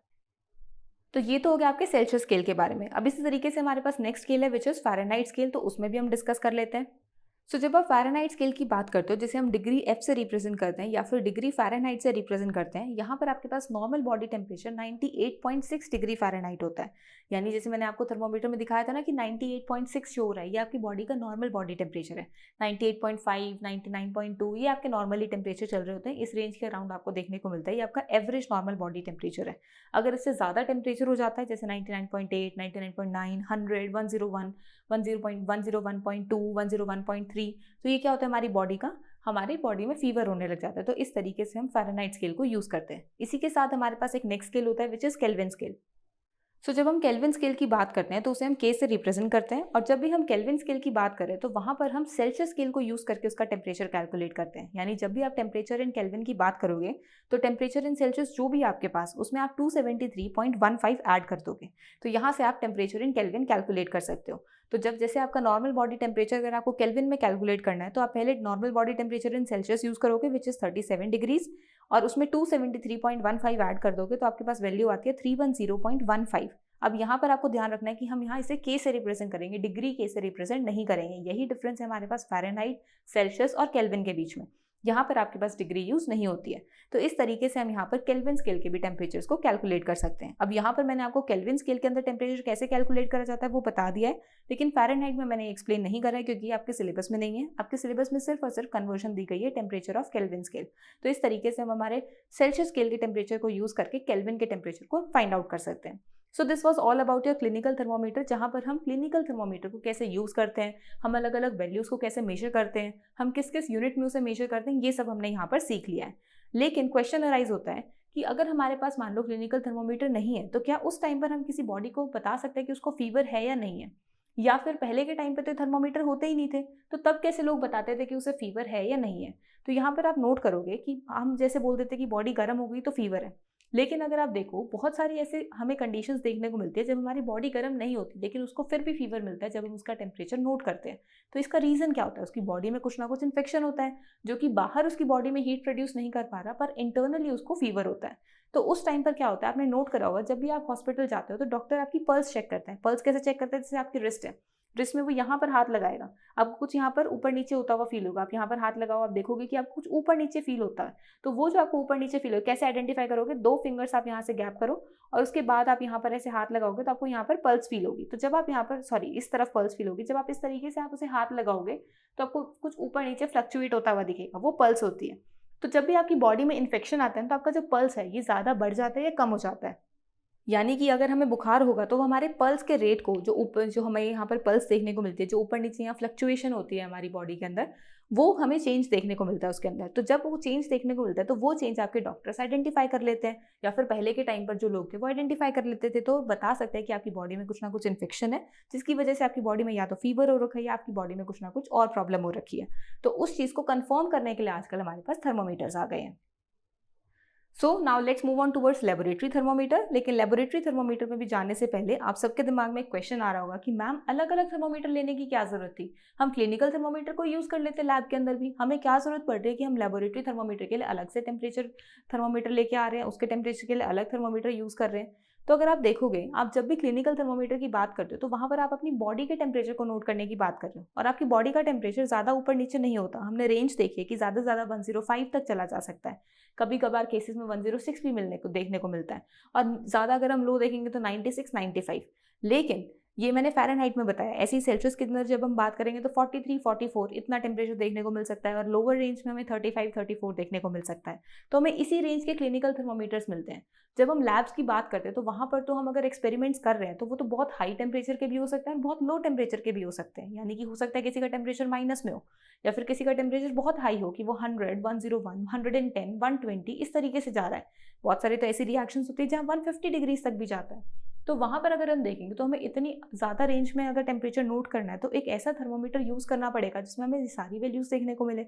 तो वहाँ पर हम लेबोरेटरी थर्मोमीटर को यूज़ करते हैं।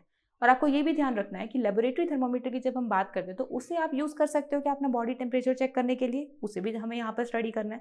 तो वन बाय वन करके हम सारे क्वेश्चंस को आंसर करेंगे। सबसे पहले तो हमारे लेबोरेटरी थर्मोमीटर की रेंज को आइडेंटिफाई करते हैं। तो आप सबके स्क्रीन पर आपको दिख रहा होगा कि एक थर्मोमीटर शो हो रहा है विच इज़ योर लेबोरेटरी थर्मोमीटर, जिसमें आपको कुछ वैल्यूज़ दिख रही हैं। सबसे नीचे आपको 10 दिख रहा है, उसके ऊपर 0 दिख रहा है, उसके ऊपर फिर 10 आ रहा है, फिर 20, फिर 30, फिर 40। अब यहाँ पर आप थोड़ा सा कंफ्यूज हो गए होंगे कि मैम नीचे 10 आ रहा है, फिर 0, फिर 10, फिर 20।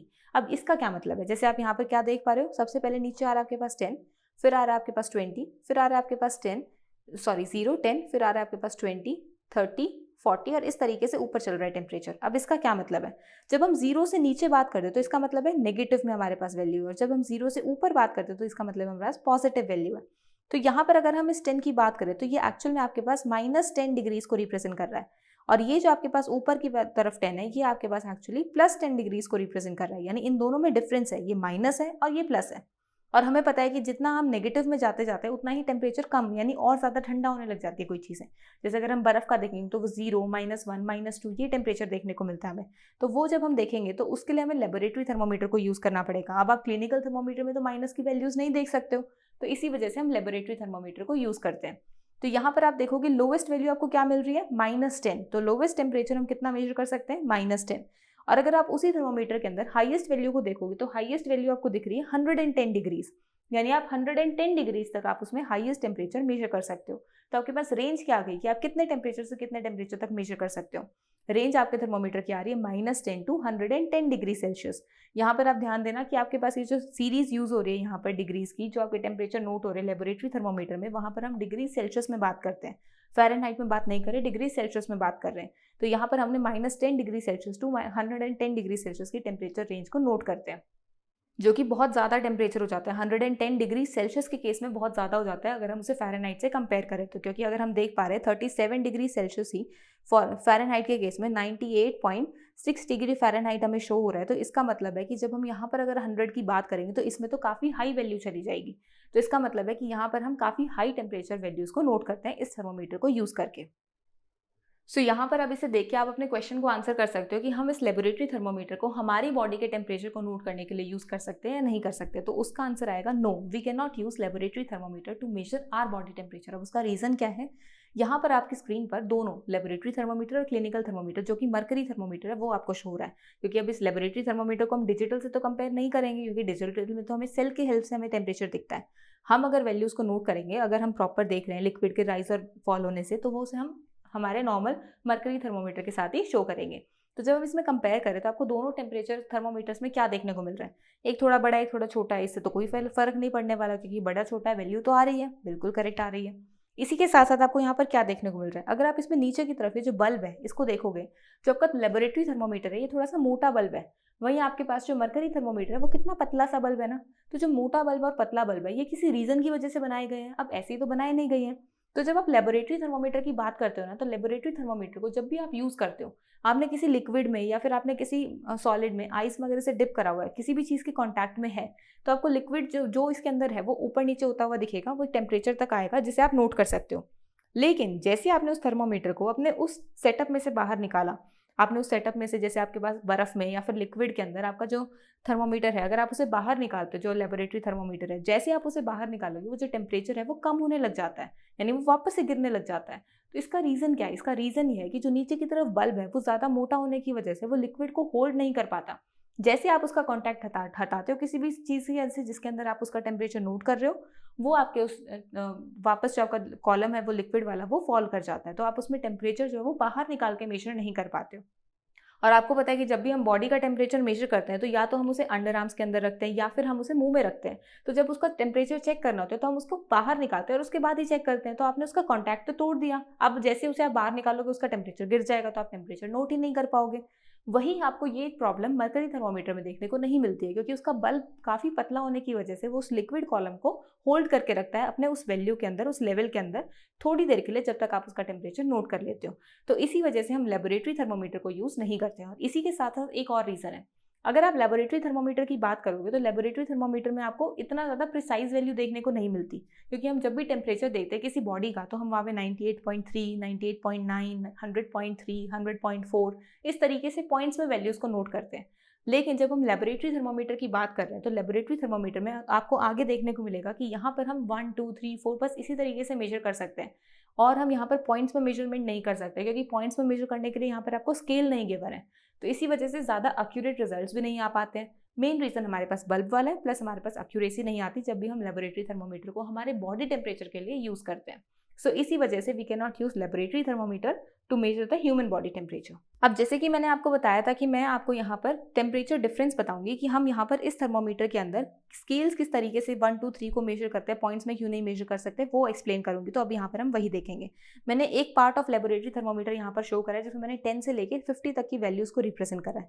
अब यहाँ पर मेरे पास ये जो बीच में ब्लू लाइन दिख रही है आपको, ये एक्चुअली आपका लिक्विड कॉलम है कि कितना राइज हो रहा है। अब यहाँ पर मैं क्या देख पा रही हूँ कि ये मेरे पास एक 10 है, फिर मेरे पास 20 है, फिर 30 और बीच में मैंने कुछ मार्क्स बना रखे हैं। यही मार्क्स आपको आपके लेबोरेटरी थर्मोमीटर में देखने को मिलते हैं।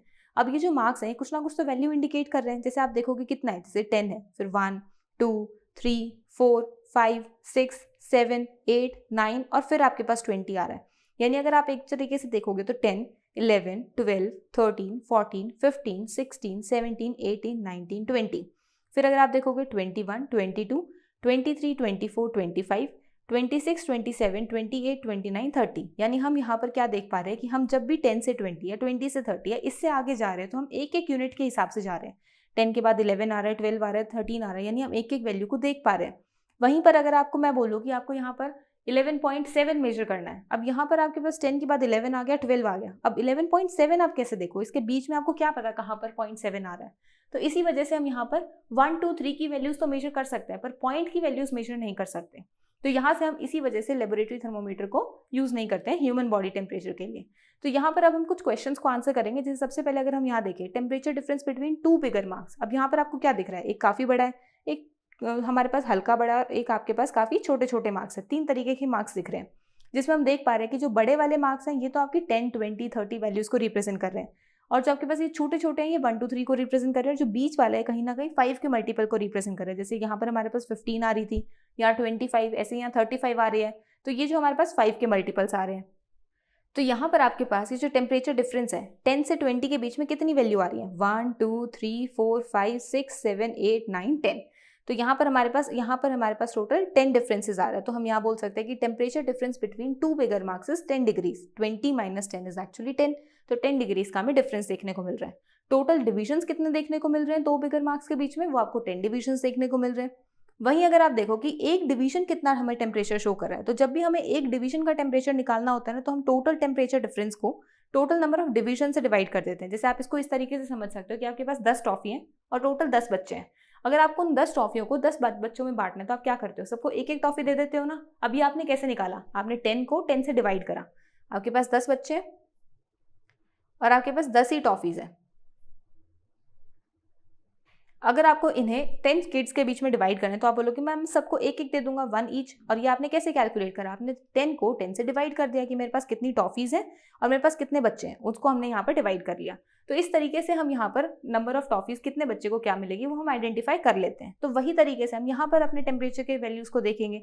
अगर आपको एक पॉइंट पर कितनी वैल्यू है वो कैलकुलेट करनी है, तो उसको कैलकुलेट करने का तरीका है कि आपके पास टेम्परेचर डिफरेंस क्या आ रहा है 2 पॉइंट्स के बीच में, जो भी आपका टोटल टेम्परेचर डिफरेंस आ रहा है, डिवाइडेड बाय आपके पास नंबर ऑफ डिविजन्स कितने हैं, यानी कि आपने कितने मार्क्स यहाँ पर बीच में ऑब्जर्व करे हैं। तो यहाँ हमने 10 डिविजन्स को 10 मार्क्स को देखा है, और ऊपर हमारे पास जो टोटल टेम्परेचर डिफरेंस आ रहा है वो एक्चुअली 20 माइनस 10 एक्चुअली 10 आ रहा है। तो यहाँ पर हम 10 को 10 से डिवाइड करेंगे, जहाँ पर हमारे पास 1 वैल्यू आती है, तो हम इजीली हमारे temperature indicated by 1 small division calculate कर सकते हैं, विच इज 1 डिग्री सेल्सियस। यानी कि एक स्मॉल डिवीजन पे आपको 1 डिग्री देखने को मिल रहा है।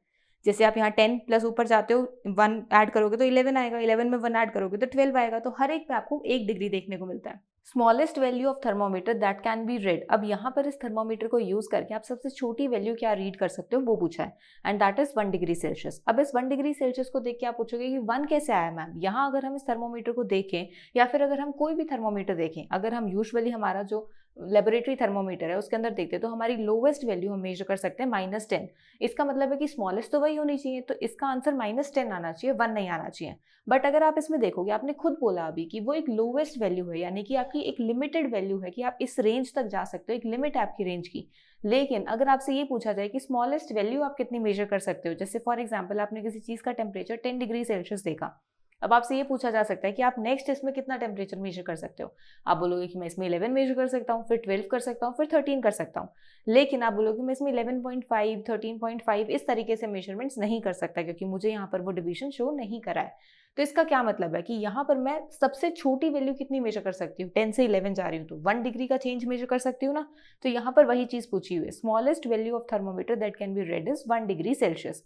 और यहाँ पर ये भी ध्यान रखना है कि डिवीजन और मार्क में थोड़ा सा डिफरेंस होता है। जब भी हम मार्क की बात करते हैं तो हम ये बड़े वाली मार्क्स की बात कर रहे होते हैं, जो कि आपकी 10, 20, 30 ये रिप्रेजेंटेशन दे रहे होते हैं। वहीं अगर हम डिविजन्स की बात करते हैं तो ये जो आपके छोटे वाले छोटे छोटे पॉइंट्स हैं ना, इनको हम डिविजन्स बोलते हैं, जिसमें एक डिवीजन क्या वैल्यू आपका बता रहा है वो आप इस पर्टिकुलर फॉर्मूला को यूज करके फाइंड आउट करते हो।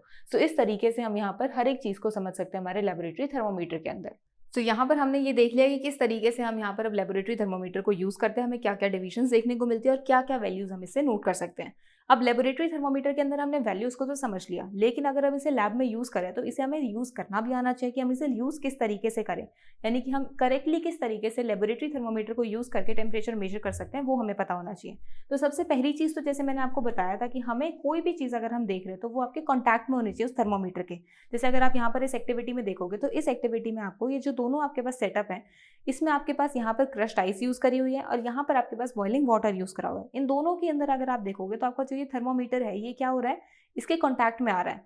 तो कॉन्टैक्ट में आने की वजह से आप यहाँ पर उसके टेम्परेचर को नोट कर सकते हो, लेकिन इसके टेम्परेचर को आप नोट कैसे करोगे वो आपको पता होना चाहिए। टेम्परेचर को नोट करने का भी आपके पास एक तरीका है, जिसमें आप क्या करोगे, जो आपके पास ये थर्मोमीटर आपने यहाँ पर लगाया है उसके बिल्कुल सामने अपनी आई को प्लेस करोगे, बिल्कुल सामने से आप उस टेम्परेचर को मेजर करोगे। तो जब आप टेम्परेचर को सामने से देखोगे तो आपको कोई वैल्यू दिखेगी, उसको आप यहाँ पर नोट करोगे। जो आपका लिक्विड कॉलम राइज हो रहा है वो कहाँ जाके रुकता है उसे आप नोट करते हो, क्योंकि अगर आपने यहाँ पर इस वैल्यू को चेक नहीं करा, आपने इसको थोड़ा भी टेढ़ा मेढ़ा करके आगे पीछे से देखा, तो आपको जो लिक्विड है थोड़ा ऊपर नीचे दिखेगा, जिस वजह से आप उसकी एक्यूरेट वैल्यू को कैलकुलेट नहीं कर पाते हो। तो आपको ये ध्यान रखना है कि सबसे पहले तो आपको यहाँ पर जो भी आप लिक्विड या फिर कोई भी सॉलिड सब्सटेंस यूज कर रहे हो तो उसके कांटेक्ट में आपके पास आपका थर्मोमीटर होना चाहिए। ये ध्यान रखना है कि आपको इसके बीकर के या फिर जो भी आप डिवाइस या फिर आप जिसमें भी आपने लिक्विड या कुछ भी प्लेस करा हुआ है उसको टच नहीं करना, आप उसको लिक्विड को या फिर जो भी आप जिस चीज़ का टेम्परेचर देखना चाहते हो उसको टच करना है। और इसी के साथ साथ फिर आपको यहाँ पर जो वैल्यू आ रही है उसको नोट करना है। इसी के अंदर डिप करे हुए, इसके अंदर से निकालना नहीं है, क्योंकि हमें पता है कि लेबोरेटरी थर्मोमीटर में जो लेवल है वो गिर जाता है। अब जो मैंने यहाँ पर आपको लेबोरेटरी थर्मोमीटर एक्सप्लेन करा है, कुछ इसी तरीके का सेटअप आपको एयर टेम्परेचर नोट करने वाले थर्मोमीटर्स के अंदर भी देखने को मिलता है, जिन्हें हम बोलते हैं रूम टेम्परेचर्स या रूम थर्मोमीटर्स। तो वहाँ पर क्या होता है, जैसे आपको स्क्रीन पर दिख रहा होगा, कुछ इस तरीके से आपके पास एक थर्मोमीटर होता है जो कि आपके रूम की वॉल पर लगा होता है। आपको ये हॉस्पिटल्स में देखने को मिल सकता है या फिर किसी ऑफिस में देखने को मिल सकता है। वहाँ पर यूजुअली इस तरीके से इस थर्मोमीटर को प्लेस करा जाता है, जो कि आसपास आपके पास जो एनवायरनमेंट है, आसपास आपके जो एयर है उसका टेम्परेचर नोट करते हैं। तो वहाँ पर उसके अंदर उसको यूज़ करके हम एयर टेम्परेचर को नोट कर सकते हैं। तो ये यूजुअली आपका यूज़ करा जाता है नॉर्मली डे टू डे आपके एयर के टेम्परेचर्स को नोट करने के लिए। और एयर टेम्परेचर जो है वो आपके वेदर पैरामीटर्स को एक्सप्लेन करने के लिए भी बहुत ज़्यादा इंपॉर्टेंट रोल प्ले करता है, क्योंकि जब भी हम अपने आसपास का जो एनवायरनमेंट हमारे पास है या मौसम का अगर हम तापमान या टेम्परेचर बताते हैं कि हाईएस्ट इतना होगा, लोवेस्ट इतना होगा, आपको न्यूज़पेपर्स में देखने को मिलता है कि आज का मैक्सिमम टेम्परेचर ये रहेगा, मिनिमम टेम्परेचर ये रहेगा, तो वो एयर थर्मोमीटर्स की भी हेल्प लेते हैं अपने बाकी सारे टेक्निक्स को यूज़ करने के साथ साथ उसकी भी हेल्प लेते हैं, जिससे आप इजीली अपने उन टेम्परेचर्स के बारे में एक्सप्लेन कर सकते हो। So this was all about your chapter, जहाँ पर हमने अलग अलग थर्मोमीटर्स के बारे में जाना और उसको हम किस तरीके से यूज़ करते हैं हमारे टेम्परेचर्स को मेजर करने के लिए, वो भी हमने देखा, और किस यूनिट्स में हम टेम्परेचर को मेजर करते हैं वो भी हमने यहाँ पर देखा। अब इसी के साथ साथ आपकी एनसीईआरटी में आपकी बुक में एक फैक्ट गिवन है जो कि एक साइंटिस्ट के बारे में बताया गया, जो है साइंटिस्ट आपका अन्ना मनी, जो आपको स्क्रीन पर दिख रहा होगा, ये आपको फैक्ट गिवन है। ये जो आपके पास साइंटिस्ट है अन्ना मनी, इसे वेदर वुमेन ऑफ इंडिया बोला जाता है। और वेदर वुमेन ऑफ इंडिया क्यों बोला जाता है, क्योंकि इसने बहुत सारे ऐसे नंबर ऑफ इंस्ट्रूमेंट्स को इन्वेंट करा है जिसकी हेल्प से हम वेदर के जो टेम्परेचर है उसे मेजर कर सकते हैं। तो इसकी हेल्प से यानी इनकी हेल्प से हमने काफ़ी ज़्यादा हमारे मेजरमेंट्स ऑफ टेम्परेचर, स्पेशली जो हम वेदर के टेम्परेचर्स को, वेदर के पैरामीटर्स को मेजर करते हैं कि आज टेम्परेचर इतना रहेगा, आज सर्दी रहेगी, आज गर्मी रहेगी, आज बारिश होने की संभावना है। तो इन सभी चीज़ों को देखने के लिए हम वेदर के टेम्परेचर्स को नोट करते हैं। उसके अंदर हमें इनकी बहुत ज़्यादा हेल्प मिली है। इसी वजह से इन्हें वेदर वुमेन ऑफ इंडिया बोला जाता है, क्योंकि इन्होंने बहुत सारे नंबर ऑफ इंस्ट्रूमेंट्स को इन्वेंट करा है जिसकी हेल्प से हम अलग अलग तरीके से टेम्परेचर्स को मेजर कर सकते हैं। और इसी के साथ साथ इन्होंने विंड एनर्जी और सोलर एनर्जी के अंदर भी डिस्कशन करी हुई है, इसको भी आप स्टडी करा हुआ है, जिसकी हेल्प से आज जो हम ये सोलर एनर्जी और विंड एनर्जी को यूज़ कर रहे हैं अलग अलग तरीके से, तो उसका यूज़ जो इनिशिएट करने का एक प्रोसेस था कि ये भी हमारे एनर्जीज को प्रोड्यूस कर सकते हैं, वो भी इन्होंने स्टार्ट करा था। सो this was all about your chapter. I hope आपको पूरा का पूरा चैप्टर अच्छे से समझ में आ गया होगा। अगर फिर भी किसी को डाउट है तो आप कमेंट सेक्शन में पूछ सकते हो। अब हम इसकी बैक एक्सरसाइज को स्टार्ट करेंगे, जिसमें हम 1 बाय 1 करके सारे के सारे क्वेश्चंस को कवर करेंगे। 1 2 3 4 5 6 7 8 9 10। क्वेश्चन नंबर 1 में क्या पूछा हुआ है? The normal temperature of a healthy human being is close to dash. अब यहाँ पर आपको नॉर्मल टेम्परेचर बताना है किसी भी हेल्दी इंडिविजुअल का, यानी कि अगर आप हेल्दी हो, आपको कोई फीवर नहीं है, आपको कोई इन्फेक्शन नहीं है, तो उस टाइम पर आपकी बॉडी का टेम्परेचर क्या होगा। तो टेम्परेचर में हमने अभी चैप्टर में डिस्कस करा था कि 3 तरीके की हमारे पास यूनिट्स होती हैं, which is Celsius scale, Fahrenheit scale and आपके पास होता है केल्विन स्केल, जिसमें हम सेल्सियस को डिग्री सी से रिप्रेजेंट करते हैं, फ़ारेनहाइट को डिग्री एफ से रिप्रेजेंट करते हैं और केल्विन को हम के से रिप्रेजेंट करते हैं। अब इन तीनों के अंदर ही हमें वैल्यूज पता है नॉर्मल टेम्परेचर रेंज की, जिसमें हमने सेल्सियस में देखा था इट इज़ 37 डिग्री सेल्सियस। वहीं अगर हम फ़ारेनहाइट स्केल की बात करते हैं इट इज़ 98.6 डिग्री फ़ारेनहाइट, और जब हम केल्विन की बात करते हैं इट इज़ अप्रॉक्सीमेटली 310 केल्विन। तो अगर हमें इन तीनों की वैल्यूज़ पता है नॉर्मल बॉडी टेम्परेचर की, तो वो हम यहाँ से मैच कर सकते हैं। सबसे पहले आप अपने यूनिट्स देखो, यहाँ पर आपको डिग्री सेल्सियस में आपको सोल्यूशन गिवन है, विच मीन्स हम यहाँ पर डिग्री सेल्सियस का नॉर्मल टेम्परेचर रेंज यूज़ करेंगे। तो डिग्री सेल्सियस में हमारे पास क्या है? 37 डिग्री सेल्सियस। तो हमारे पास ये ऑप्शन सेकंड के साथ मैच कर रहा है। इसका मतलब है कि यहाँ पर हमारे पास आंसर होगा 37 degree Celsius, which is second option. तो the normal temperature of human being is close to 37 degree Celsius. तो बस इसी तरीके से हमें हमारे क्वेश्चन को आंसर करते जाना है। So this was your first question. Now let's move on towards your second question. Second question में क्या पूछा हुआ है? 37 degree Celsius is the same temperature as. अब 37 डिग्री सेल्सियस आपका कौन सी टेम्परेचर के सिमिलर आपको शो करता है? अब हमारे पास यहाँ पर 3 स्केल्स हैं, जिसमें हमने तीनों में ही नॉर्मल टेम्परेचर को डिस्कस करा है, विच मीन्स हमारा जो बॉडी का तीनों हमें जो नॉर्मल टेम्परेचर शो करता है वो एक्चुअली इक्वल होता है। केल्विन में तो हमने देखा ही था कि हम सेल्सियस के थ्रू ही कैलकुलेशंस करते हैं। तो फ़ारेनहाइट के अंदर भी जो आपके पास नॉर्मल बॉडी टेम्परेचर आता है, which is actually 98.6 degree Fahrenheit, वो आपके 37 डिग्री सेल्सियस के इक्वल होता है। तो यहाँ 37 डिग्री सेल्सियस ही यूज़ करा हुआ है, तो इसके मतलब है कि हम नॉर्मल टेम्परेचर रेंज को यूज़ कर रहे हैं, तो वो हमारे पास यहाँ पर क्या होगा? 98.6 डिग्री फ़ारेनहाइट के इक्वल होगा। तो इसका आंसर क्या हो जाएगा? 98.6 degree Fahrenheit, which is your option number 4। So this was your question number 2। Now let's move on to question number 3। Question number 3 में क्या पूछा हुआ है? Fill in the blanks. आपको यहाँ पर 3 स्टेटमेंट्स गिवन है, जिसमें आपको कुछ फिलअप्स गिवन है। इन फिलअप्स को आपको क्या करना है? फिल करना है। अब हम यहाँ पर 1 बाय 1 करके देखते हैं। The hotness and coldness of a system is determined by its dash. आप किसी भी सिस्टम की हॉटनेस या कोल्डनेस, कितना ठंडा है या कितना गर्म है, वो कैसे बताते हो? उसके टेम्परेचर को चेक करके। तो it is determined by its temperature. तो यहाँ पर आप फिल करोगे temperature. So this was your first statement, जिसका सोल्यूशन आ रहा है temperature. It is actually a definition of temperature, जो हमने चैप्टर में डिस्कस करी है। नेक्स्ट स्टेटमेंट में क्या पूछा हुआ है? The temperature of ice cold water can not be measured by a dash thermometer. Ice cold water यानी बर्फ वाला पानी, इसका टेम्परेचर आप किस थर्मोमीटर को यूज करके मेजर नहीं कर सकते हो? तो हमने 2 टाइप के थर्मोमीटर डिस्कस करे हैं चैप्टर में, which is clinical thermometer and laboratory thermometer. Clinical thermometer में हमने देखा था कि हम हमारे बॉडी टेम्परेचर को चेक करने के लिए, जब हम हेल्दी नहीं होते यानी हमें कोई इन्फेक्शन होता है, फीवर होता है, उस टाइम पर हम उसे यूज़ करते हैं। और लेबोरेटरी थर्मोमीटर को हम यूज़ करते थे जब भी हम लैब्स में कोई सिस्टम यूज़ कर रहे होते हैं, कोई एक्सपेरिमेंट परफॉर्म कर रहे होते हैं। तो लेबोरेटरी थर्मोमीटर हमारी माइनस में भी वैल्यूज़ को देख सकता है और वेरी हाई वैल्यूज़ अप्रॉक्सीमेटली 100 और 110 डिग्री सेल्सियस को नोट कर सकता है। तो आइस कोल्ड वाटर आपको नियरली नेगेटिव में आपको टेम्परेचर देता है, तो इसी वजह से हम यहाँ पर इसके लिए लेबोरेटरी थर्मोमीटर को यूज़ करेंगे। सो यहाँ पर आप यूज़ करोगे laboratory thermometer. So this was your second statement. अब हम थर्ड स्टेटमेंट पर जाते हैं। उसमें क्या पूछा हुआ है? The unit of temperature is degree dash. अब यहाँ पर टेम्परेचर की यूनिट के बारे में पूछा है। ये अभी हमने ऑलरेडी डिस्कस करा है हमारे प्रीवियस क्वेश्चन में, जहाँ पर हमने यूनिट्स में बताया था कि डिग्री सेल्सियस, डिग्री फ़ारेनहाइट और केल्विन, विच मीन्स आपके पास टेम्परेचर की 2 जो हमारी यूनिट्स होती हैं वो डिग्री में होती है और एक हमारी नॉर्मल केल्विन हमारी यूनिट होती है। अब यहाँ अगर डिग्री बोला हुआ है तो आप इन दोनों में से किसी भी यूनिट को यूज़ कर सकते हो। लेट्स से मैं यहाँ पर सेल्सियस यूज़ कर रही हूँ, आप यहाँ चाहो तो फ़ारेनहाइट भी यूज़ कर सकते हो। तो इस वाले स्टेटमेंट को हमने आंसर करा है सेल्सियस की फॉर्म में। The unit of temperature is degree Celsius, आप इसकी जगह फ़ारेनहाइट भी यूज़ कर सकते हो। So this was your statement number 3 and with this your question number 3 is completed. I hope आपको तीनों की तीनों स्टेटमेंट्स अच्छे से क्लियर हो गई होंगी। Now let's move on to question number 4। Question number 4 में क्या पूछा हुआ है, the range of laboratory thermometer is usually dash. जब भी हम लेबोरेटरी थर्मोमीटर की बात करते हैं तो उसकी रेंज क्या होती है, यानी कि जो हम टेम्परेचर मेजर करते हैं थर्मोमीटर को यूज करके मिनिमम से मिनिमम हम कितना मेजर कर सकते हैं और मैक्सिमम से मैक्सिमम कितना मेजर कर सकते हैं। तो इसे भी हमने चैप्टर में डिस्कस करा था, जहां पर हमने लेबोरेटरी थर्मोमीटर की इमेज को यूज करके देखा था कि उसमें मिनिमम हम -10 डिग्रीज तक मेजर कर सकते हैं और मैक्सिमम 110 डिग्रीज तक मेजर कर सकते हैं। तो रेंज आपकी -10 डिग्रीज टू, स्पेशली हम ये ध्यान रखेंगे कि हम लेबोरेटरी थर्मोमीटर में सेल्सियस स्केल यूज करते हैं, -10 डिग्रीज टू 110 डिग्री सेल्सियस हम यहाँ पर मेजर कर सकते हैं, which is your option number 2। सो इस तरीके से हम हमारे क्वेश्चंस को आंसर करेंगे। So this was your question number 4। Now let's move on to question number 5। Question number 5 में आपसे क्या पूछा हुआ है, 4 students used a laboratory thermometer to measure the temperature of a water as shown. आप यहाँ पर लेबोरेटरी थर्मोमीटर को यूज होते हुए देख रहे हो, 4 डिफरेंट स्टूडेंट्स आपको यहाँ पे यूज करते हुए दिख रहे हैं। चारों स्टूडेंट्स को मैंने यहाँ पर मेंशन करा है, आपको चारों स्टूडेंट्स को यहाँ पर मेजर करते हुए देख पा रहे हो कि फर्स्ट स्टूडेंट किस तरीके से मेजर कर रहा है, सेकंड किस तरीके से, थर्ड और फोर्थ किस तरीके से मेजर कर रहे हैं।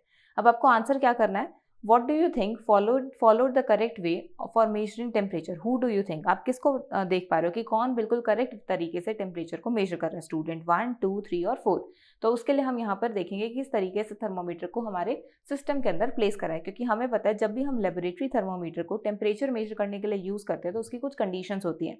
सबसे पहली कंडीशन, उसको आपको स्ट्रेट रखना होता है। सेकेंड कंडीशन क्या थी हमारे पास, कि हम जब उसको देखते हैं तो उस टाइम हमें उसको सामने से देखना होता है। उसके बाद हम कैसे देखते हैं, जब भी हम टेम्परेचर नोट करते हैं यूजिंग अ लेबोरेटरी थर्मोमीटर, तो हमारा वो जो थर्मोमीटर है वो सोल्यूशन के अंदर डिप होना चाहिए, यानी कि वो हमारे सोल्यूशन के बाहर नहीं होना चाहिए। थर्ड चीज़ क्या है कि वो उसके जो सिस्टम को हमने जिस सिस्टम के अंदर उसे प्लेस करा है, लेट्स से अगर हमने किसी ग्लास में प्लेस करा है, किसी बीकर में प्लेस करा है, किसी भी कंटेनर में प्लेस करा है, उसकी कंटेनर के वॉल के साथ या बॉटम के साथ किसी के साथ भी स्टिक नहीं होना चाहिए। तो 1 बाय 1 करके अब हम सारी कंडीशंस को देखते हैं। सबसे पहले फर्स्ट हमारे स्टूडेंट को देखेंगे तो इसने डायगनली हमारे थर्मोमीटर को प्लेस करा है, जिसका मतलब है कि ये तो कंडीशन फुलफिल कर ही नहीं रहा, हमें स्ट्रेट थर्मोमीटर चाहिए। बाकी तीनों स्टूडेंट्स जो है वो स्ट्रेट प्लेस कर रहे हैं, लेकिन स्ट्रेट में कौन सी करेक्ट हमारी प्लेसमेंट है वो देखेंगे। सेकेंड स्टूडेंट को अगर हम देखते हैं तो इसने सेकेंड हमारे स्टूडेंट ने थर्मोमीटर को बिल्कुल स्ट्रेट प्लेस करा हुआ है और इसी के साथ साथ उसको बिल्कुल लिक्विड के अंदर प्लेस करा है, ना ही वो किसी वॉल को स्टिक हो रहा है थर्मोमीटर, ना ही वो बॉटम के ऊपर टच हो रहा है, विच मीन्स इसकी प्लेसमेंट करेक्ट है। तो यहाँ पर हमें स्टेज में सेकेंड स्टूडेंट को बोल सकते हैं कि करेक्ट तरीके से टेम्परेचर को मेजर कर रहा है। अब थर्ड और फोर्थ स्टूडेंट को भी देख लेते हैं। थर्ड स्टूडेंट ने भी हमारे थर्मोमीटर को स्ट्रेट तो प्लेस करा हुआ है, लेकिन उसके बॉटम के अंदर टच हो रहा है, वो लिक्विड के अंदर भी है पर बॉटम पे टच हो रहा है, तो ये भी गलत हो जाएगा। और फोर्थ वाले ने वॉल के साथ टच कर दिया, तो ये भी गलत हो जाएगा। तो इसका मतलब है चारों स्टूडेंट्स में से सिर्फ स्टूडेंट जो सेकंड है वही करेक्ट मेजरमेंट ले रहा है टेम्परेचर की यूजिंग अ लेबोरेटरी थर्मोमीटर। तो यहाँ पर आपके पास second option as your solution हो जाएगा, which is student second. So इस तरीके से हम हमारे थर्मोमीटर को यूज करते हैं, स्पेशली लेबोरेटरी थर्मोमीटर को टेम्परेचर मेजर करने के लिए। ये हमने ऑलरेडी हमारे चैप्टर में डिस्कस कर लिया था, यहाँ हमने इसकी रिवीजन करी है। So this was the question number 5। Now let's move on to question number 6। Question number 6 में क्या पूछा हुआ है, colour to show the red column on the drawings of thermometer as per the temperature written below. अब यहाँ पर क्या आपके पास थर्मोमीटर दे रखा है, इस थर्मोमीटर में आपके पास ये जो कॉलम है, ये रेड कॉलम, ये एक्चुअली लिक्विड है आपके थर्मोमीटर के अंदर जो राइज करता है या फॉल करता है एज पर द टेम्परेचर। अब यहाँ पर आपको 3 थर्मोमीटर्स गिवन है, इन तीनों थर्मोमीटर्स के अंदर कुछ आपको यहाँ पर डिविजन शो करी हुई है और उसके रिगार्डिंग आपको यहाँ पर पर्टिकुलर टेम्परेचर बताया हुआ है कि आपको इस थर्मोमीटर के अंदर ये टेम्परेचर शो करना है। सो टेम्परेचर की रीडिंग हम ऑलरेडी देख चुके हैं कि हम थर्मोमीटर में किस तरीके से लेते हैं। हम यहाँ पर इस रेड लाइन को या फिर जो भी हमारा लिक्विड होता है उसकी वैल्यू देखते हैं कि वो कितनी ऊपर गया है और जहां तक जाता है उसके अगेंस्ट जो भी डिवीजन या मार्क होता है उसके रिस्पेक्टिव हम उसकी वैल्यू को फाइंड आउट करते हैं। अब अगर हम यहाँ पर देखेंगे जो हमारे पास फर्स्ट 2 थर्मोमीटर्स हैं, इनमें अगर आप देखोगे तो 10, 0, 10, 20, 10, 0, 10, 20, 30, इसका क्या मतलब है, -10, 0, +10, +20। वैल्यू आपके पास यहाँ पर भी वही है 10, 0, 10, विच मीन्स -10, 0, +10। बट यहाँ अगर आप देखोगे यहाँ जो नंबर ऑफ डिविजन्स हैं और इन दोनों में जो नंबर ऑफ डिविजन्स हैं उनमें डिफरेंस है। यहाँ आपको 2 वैल्यूज के बीच में काफी सारे डिविजन्स दिख रहे हैं, लेकिन यहाँ पर आपको थोड़े थोड़े से डिविजन्स दिख रहे हैं। अब इसका क्या मतलब है, तो यहाँ जब हम नंबर ऑफ डिविजन्स को काउंट करते हैं तो हमें पता लगता है, जैसे अगर यहाँ 0 देख रहे हो आप, 0, 1, 2, 3, 4, 5, 6, 7, 8, 9, 10। विच मीन्स यहाँ पर हमारे पास जो नंबर ऑफ डिविजन्स है वो 10 आ रहे हैं, और 10 डिविजन्स जब आते हैं हमारे पास तो वो कितनी वैल्यू को रिप्रेजेंट कर रहे हैं? अगर मेरे पास टोटल डिफरेंस 10 आ रहा है 0 से 10 के बीच में, टोटल डिविजन्स 10 है, सो 10 को जब मैं 10 से डिवाइड करूंगी तो मेरे पास 1 आता है, विच मीन्स यहाँ पर मेरे पास एक डिवीजन जो है वो 1 डिग्री को रिप्रेजेंट कर रहा है।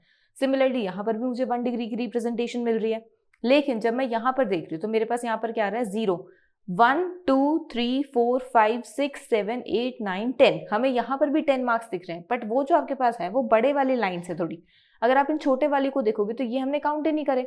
यहाँ देखो आपके पास 1 2 3 4 5 6 7 8 9 10 11 12 13 14 15 16 17 18 19 20, हमारे पास टोटल 20 डिविजन्स आ रहे हैं और डिफरेंस कितना आ रहा है? 10।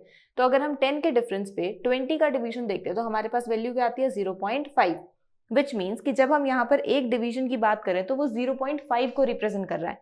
सो इस तरीके से हम यहाँ पर हमारी एक डिवीजन की वैल्यू निकाल सकते हैं और उसके कॉरेस्पॉन्डिंग फिर हम पूरे के पूरे वहाँ पर उसके टेम्परेचर को प्लॉट करेंगे। तो सबसे पहले यहाँ पर फर्स्ट थर्मोमीटर में आपको 14 डिग्री सेल्सियस दिखाने के लिए बोला है।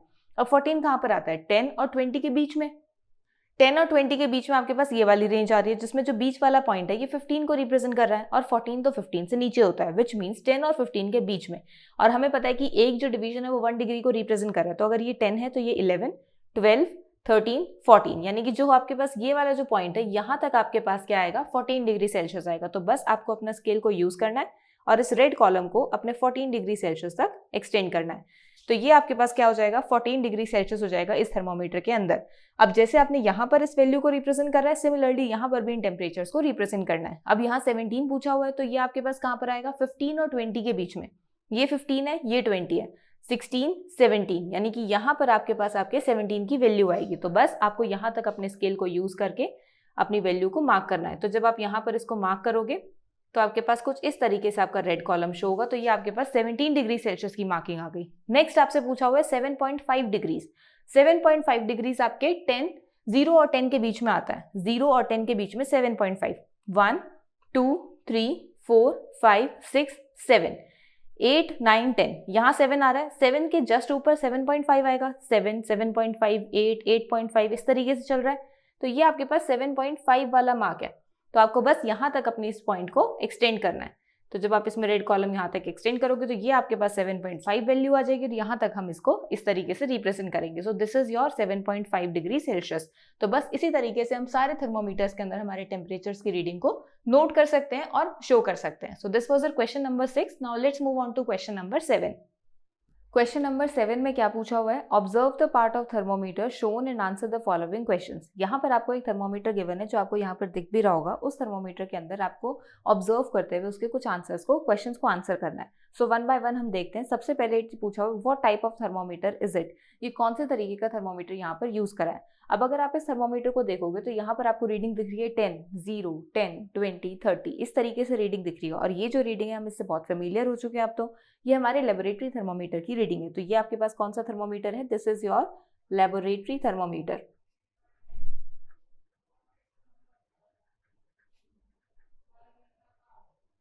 सेकेंड आपसे क्या पूछा हुआ है? What is the reading of thermometer. अब यहाँ पर आपको रीडिंग बतानी है। रीडिंग भी अब हम देखना अच्छे से समझ चुके हैं। हमें पता है कि यहाँ पर जो हमारा लेबोरेटरी थर्मोमीटर है इसके बीच में जो दो बड़े मार्क्स हैं, जैसे लेट्स से अगर हम 10 और 20 की बात करते हैं, उसके बीच में आपको छोटे छोटे से 10 मार्क्स दिख रहे हैं, विच मीन्स हर एक जो मार्क है वो 1 डिग्री को रिप्रेजेंट कर रहा है।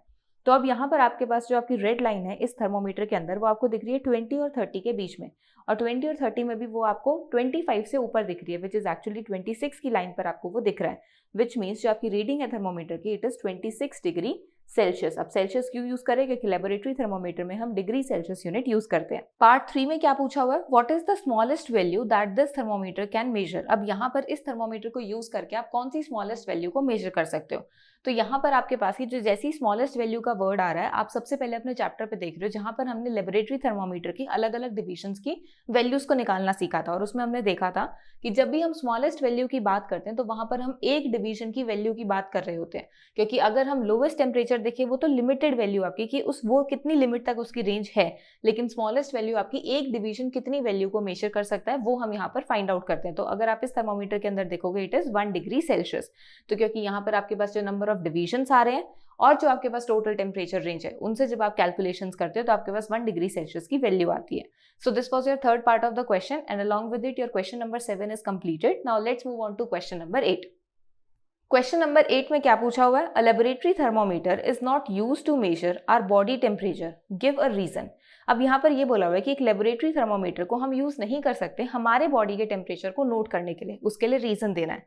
तो इस डिस्कशन को हम ऑलरेडी हमारे चैप्टर में कवर कर चुके हैं, जहां पर हमने क्या देखा था कि लेबोरेटरी थर्मोमीटर और क्लिनिकल थर्मोमीटर दो अलग अलग टाइप के थर्मोमीटर्स होते हैं जिन्हें हम यूज करते हैं हमारे बॉडी टेम्परेचर को मेजर करने के लिए. आपकी स्क्रीन पर आपको लेबोरेटरी और clinical specially mercury thermometer show हो रहा होगा क्योंकि उसी के साथ हम कंपैरिजन कर सकते हैं. तो यहाँ पर आपके पास ये जो डिफरेंस आपको दिख रहा है, क्या दिख रहा है? सबसे पहले आप देखोगे, सबसे पहले हमें डिफरेंस दिख रहा है कि जो हमारा मर्करी थर्मोमीटर है उसमें बहुत छोटे छोटे डिविजन्स हैं, तो हम वहां पर पॉइंट्स की वैल्यू को इजीली ऑब्जर्व कर सकते हैं. लेकिन वहीं अगर हम लेबोरेटरी थर्मोमीटर की बात करते हैं तो वहां पर आपके पास ये जो डिविजन्स आते हैं वो इतने प्रिसाइज नहीं होते, इतने छोटे नहीं होते. वहां पर या तो आप मैक्स टू मैक्स 1 डिग्री तक जा सकते हो या 0.5 जा सकते हो, इतना ही डिवीजन आपको डिफरेंस देखने को मिलता है. लेकिन इसी के साथ साथ आपको और क्या यहाँ पर रिजल्ट्स मिलता है? एक्यूरेसी का तो फिर भी हम थोड़ा बहुत कर देते हैं कि थोड़ा बहुत तो ऊपर नीचे होगा तो चल जाएगा.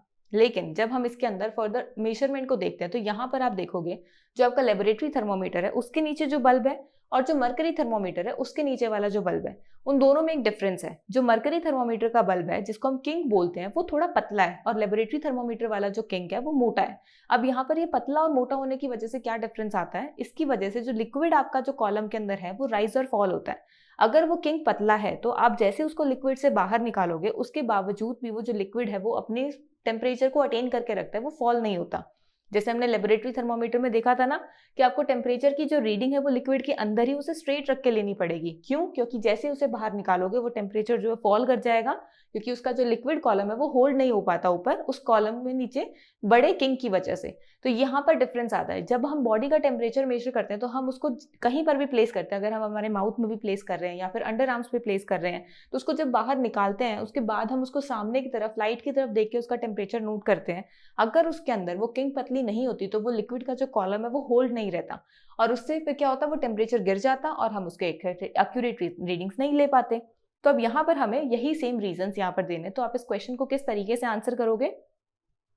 A laboratory thermometer cannot be used to measure body temperature because its range of temperature measurement is not narrow. सबसे पहले तो लेबोरेटरी थर्मोमीटर की जो रेंज है वो नैरो नहीं होती, यानी कि वहां पर आप छोटी छोटी वैल्यूज को नोट नहीं कर सकते हो.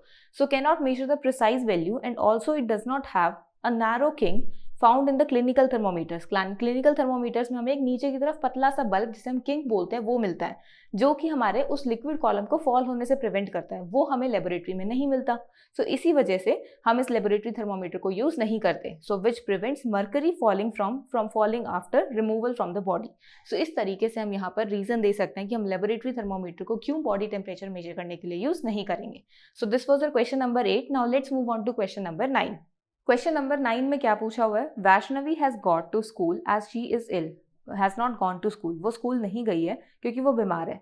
हर mother has kept a record of her body temperature for 3 days as shown. तो उसकी मम्मी ने क्या करा, उसकी तबीयत खराब थी, उसको फीवर था, तो उसने 3 दिनों तक अपनी बेटी का टेम्परेचर नोट करा और वो एज सच आपको यहाँ पर टेबल में गिवन है. यानी कि temperature at 7 AM, 10 AM, 1 PM, 4 PM अलग अलग टाइम ड्यूरेशंस पर 1 दिन, 2 दिन और 3 दिन तक उसने टेम्परेचर को नोट करा. अब कुछ क्वेश्चंस को इस टेबल को ध्यान में रखते हुए आंसर करना है हमें. क्या पूछा हुआ है वो देखते हैं. What was Vaishnavi's highest recorded temperature? Highest सबसे ज्यादा टेम्परेचर वैष्णवी का कौन सा देखने को मिला? तो अगर हम इस पूरी टेबल के अंदर देखें तो 40 degree Celsius is the highest recorded temperature. सबसे ज्यादा टेम्परेचर 40 डिग्री सेल्सियस देखने को मिला विच इज फर्स्ट डे पर 7 PM पे. तो यहाँ पर आपके पास आंसर क्या होगा? 40 डिग्री सेल्सियस. नेक्स्ट आपसे क्या पूछा हुआ है? On which day and at what time was Vaishnavi's highest temperature recorded. यानी कि जो आपने 40 डिग्री सेल्सियस रिकॉर्ड करा है वो किस टेम्परेचर, वो किस डे पर और किस टाइम पर रिकॉर्ड हुआ है? तो वो फर्स्ट डे पर 7 PM पे रिकॉर्ड हुआ है, यानी कि डे 1 एट 7 PM. सो ये आपके पास आपके सेकेंड पार्ट का आंसर होगा. थर्ड पार्ट में क्या पूछा हुआ है? On which day did Vaishnavi's temperature return to normal. अब ये पूछा हुआ है कि किस दिन वैष्णवी का जो टेम्परेचर है वो नॉर्मल हुआ. हमें पता है जब हम डिग्री सेल्सियस की बात करते हैं तो नॉर्मल टेम्परेचर रेंज आपका 37 डिग्री सेल्सियस के अराउंड होता है. अगर इससे ज़्यादा हमें टेम्परेचर देखने को मिलता है तो वो फीवर की कैटेगरी में आता है. तो यहाँ अगर आप देखोगे तो 38, 38, 38, 40, 39, 37.8 भी आपका 38 के अराउंड ही होता है. ये एक दो बीच में अगर नॉर्मल रेंज आ रही है तो वो ज़रूरी नहीं है कि आपका नॉर्मल आ रहा हो. हम प्रॉपर नॉर्मल कंप्लीट रेंज को देखते हैं कि पूरा दिन नॉर्मल आ रहा है. फिर 38, फिर 38.8, 39, 39, ये पूरी की लाइन हमारा फीवर वाले ही दिख रहा है। नेक्स्ट अगर हम देखेंगे तो 37.6, 37.4, 37.2, 37, 36.8 एंड 36.6, विच मीन्स जो आपका डे 3 है वो आपको नॉर्मल टेम्परेचर रेंज दिख रहा है। यहाँ पर एवरेज अगर आप देखोगे तो 37 पॉइंट समथिंग के अराउंड ही आएगा, तो it is actually your normal body temperature. तो किस दिन हम नॉर्मल बॉडी टेम्परेचर नोट करते हैं? डे 3 पर। सो बस इस तरीके से हम हमारे सारे क्वेश्चंस को आंसर कर सकते हैं। So this was the question number 9। Now let's move on to question number 10। Question number 10 में क्या पूछा हुआ है? If you have to measure the temperature 22.5 degree, which of the following 3 thermometers will you use and explain. अब यहाँ पर ये बोला हुआ है कि अगर आपको टेम्परेचर 22.5 डिग्री को मेजर करना हो तो आप किस थर्मोमीटर को यूज करोगे? जो आपको यहाँ पर 3 थर्मोमीटर्स गिवन है उनमें से आप कौन से थर्मोमीटर को यूज करोगे, आपको ये एक्सप्लेन करना है। सो यहाँ पर आपको 3 थर्मोमीटर्स दिख रहे होंगे, which is thermometer A, thermometer B and thermometer C. इन तीनों ही थर्मोमीटर्स को अगर आप देखोगे तो तीनों में आपको जो मार्क्स है बीच बीच में हमारे जो टेम्परेचर डिफरेंस है उसके बीच के जो मार्क्स गिवन है उनमें डिफरेंस दिख रहा है। अगर आप पहले थर्मोमीटर को देखोगे तो वहाँ पर 2 हमारे डिविजन्स के बीच में 10 मार्क्स आ रहे हैं। वहीं अगर आप दूसरे थर्मोमीटर को देखोगे तो 2 डिविजन्स के बीच में आपको 10 से ज़्यादा मार्क्स दिख रहे हैं, जिसमें एक छोटा एक बड़ा, एक छोटा एक बड़ा, जो हमने पहले वाले क्वेश्चन में देखा था कि 0.5 की रिप्रेजेंटेशन हमें दिख रही है। वहीं अगर आप थर्ड थर्मोमीटर को देखोगे तो वहाँ पर आपको 2 मार्क्स के बीच में काफ़ी ब्रॉड डिविजन्स दिख रहे हैं। तो इसका क्या मतलब है कि हम यहाँ पर उन डिविजन्स को, उन मार्क्स को देखेंगे जो हमें छोटी छोटी वैल्यू दे सके, क्योंकि जब हम 22.5 की बात करें तो हमें 0.5 की मेजरमेंट करनी है और वो 0.5 का डिवीजन हमें सेकंड हमारे थर्मोमीटर के अंदर दिख रहा है, क्योंकि वहाँ पर आपको 0, 0.5, 1, 1.52, 2.53 इस तरीके से मार्क्स ऑब्जर्व होते हुए दिख रहे हैं। तो इसी वजह से हम यहाँ पर सेकंड थर्मोमीटर को यूज करेंगे। तो बस इसी तरीके से आप यहाँ पर अपने क्वेश्चन को आंसर करोगे। सो इसे आप आंसर कैसे करोगे? We will use thermometer B, which because it has maximum number of divisions between the 2 readings, so we can measure more accurate and precise value. Also, the markings on it measure the smallest value of 0.5 degrees, which is necessary for measuring a temperature of 22.5 degrees. हम यहाँ पर second thermometer को use करेंगे क्योंकि वहाँ पर maximum number of divisions है और जितने ज़्यादा डिविजन्स उतनी ही लोवेस्ट वैल्यू को आप वहाँ पर मेजर कर सकते हैं और उतनी ही एक्यूरेसी के साथ और प्रिसाइज वैल्यू की आपको वहाँ पर रिजल्ट्स मिलेंगे। सो इसी वजह से हम यहाँ पर थर्मोमीटर बी को यूज कर रहे हैं। मोर ओवर आपको थर्मोमीटर बी में जो डिविजन दिख रही है वो आपको 0.5 डिग्री सेल्सियस की डिवीजन मिल रही है, विच मीन्स आप इस थर्मोमीटर को इजीली यूज कर सकते हो 22.5 डिग्री सेल्सियस को मेजर करने के लिए। So this was question number 10। Now let's move on to question number 11। Question number 11 में क्या पूछा हुआ है? The temperature shown by thermometer in the given figure is. So यहाँ पर आप देखोगे आपको थर्मोमीटर गिवन है जिसमें आपको यहाँ पर एक रेड लाइन गिवन है, तो इस रेड लाइन के थ्रू हमें यहाँ पर टेम्परेचर को मेजर करना है।